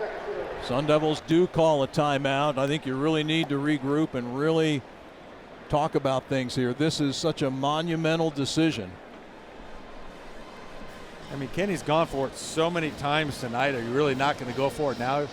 3 times they've gone for it on 4th down. Sean Crespin he's up here. It's just that a field goal does give you the lead. Yeah, it does. You do run the risk of turning the ball over to TCU with over a minute to go. They're out of timeouts, and they would only need a field goal to tie and a touchdown to win. Right, that's what Kenny's thinking right here. I'm just going to go win this thing and not really give them a shot. shot. Sometimes when push comes to shove in these situations, it gets down to a point where, you know what, if you can't make 6 inches when you need to, you really don't deserve to win a football game. Yeah, no, I mean, it's, you don't want to give. We got the ball back last week and ended the game. There's no. And now on 4th down, flags fly all over the place as Levitt on a quarterback sneak got in there. I don't think the offense got set. But there are flags all over the joint. Prior to snap, false start, offense, 5-yard penalty, 4th down.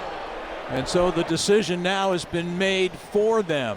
On comes the field goal unit. And I'll tell you what, I'm not sure they were going to get the touchdown had they not called it, but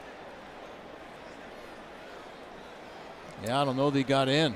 Yeah, I think he did on third. I think he did on third effort. Yeah, but there were hankies all over the place. So now Jesus Gomez, who has missed 2 out of 3 field goals. Hey, but he's made 2. Let's go the positive route. He's made 1. Okay, this is tonight. 2 right here. This will be a 23-yard attempt to put the Devils in the lead for the first time tonight, and the kick is good.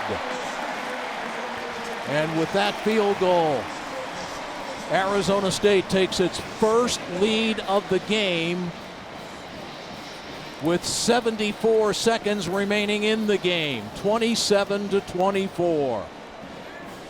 And that field goal means Mountain America Credit Union will send another $250 to the Sun Devil Club. Yeah, that's a good job by. You got to give TCU some credit right there. They burned all the timeouts at the right situation. They've done what they've done all second half. They've stymied the Sun Devil offense in the red zone, in the deep red zone. I mean, issue, we get the ball on the 18-yard line? After that Prince Dorba strip sack and fumble recovery. So now, to do a reset, there's 1:14 remaining.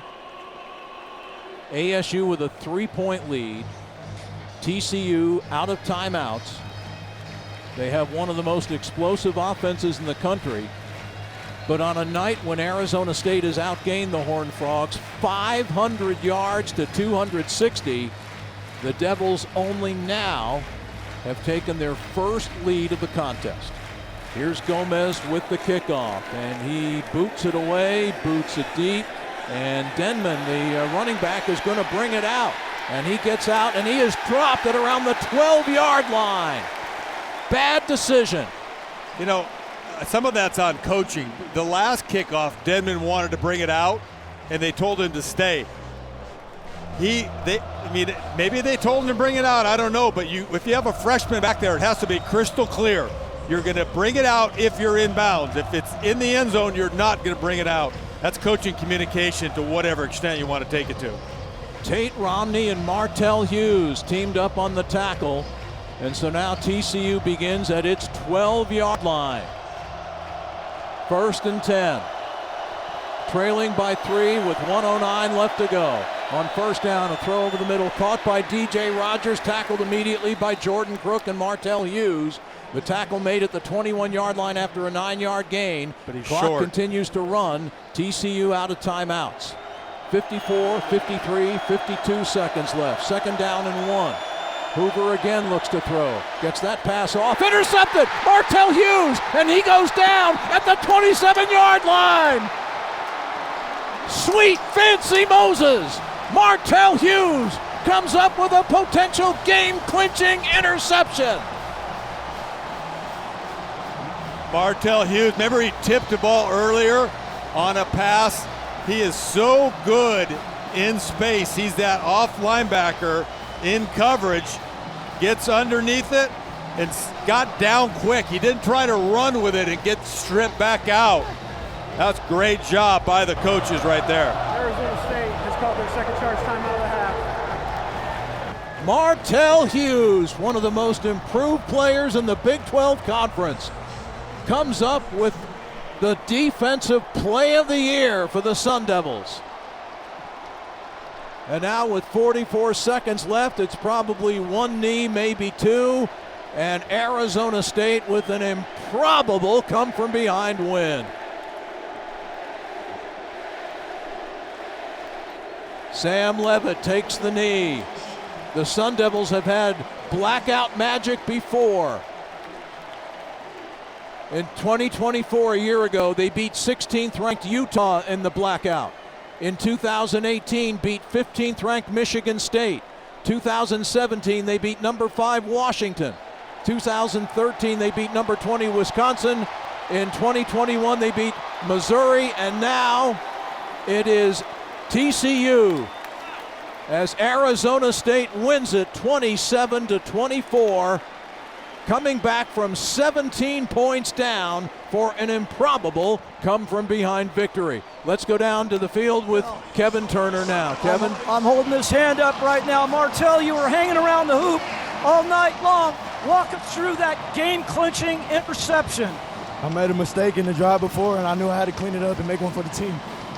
What is it about this team in the fourth quarter and the comebacks through this Kenny Dillingham era? Is it a belief?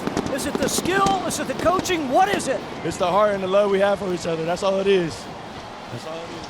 All right, go enjoy tonight. Go celebrate. What a play. Yes, sir. Thank you.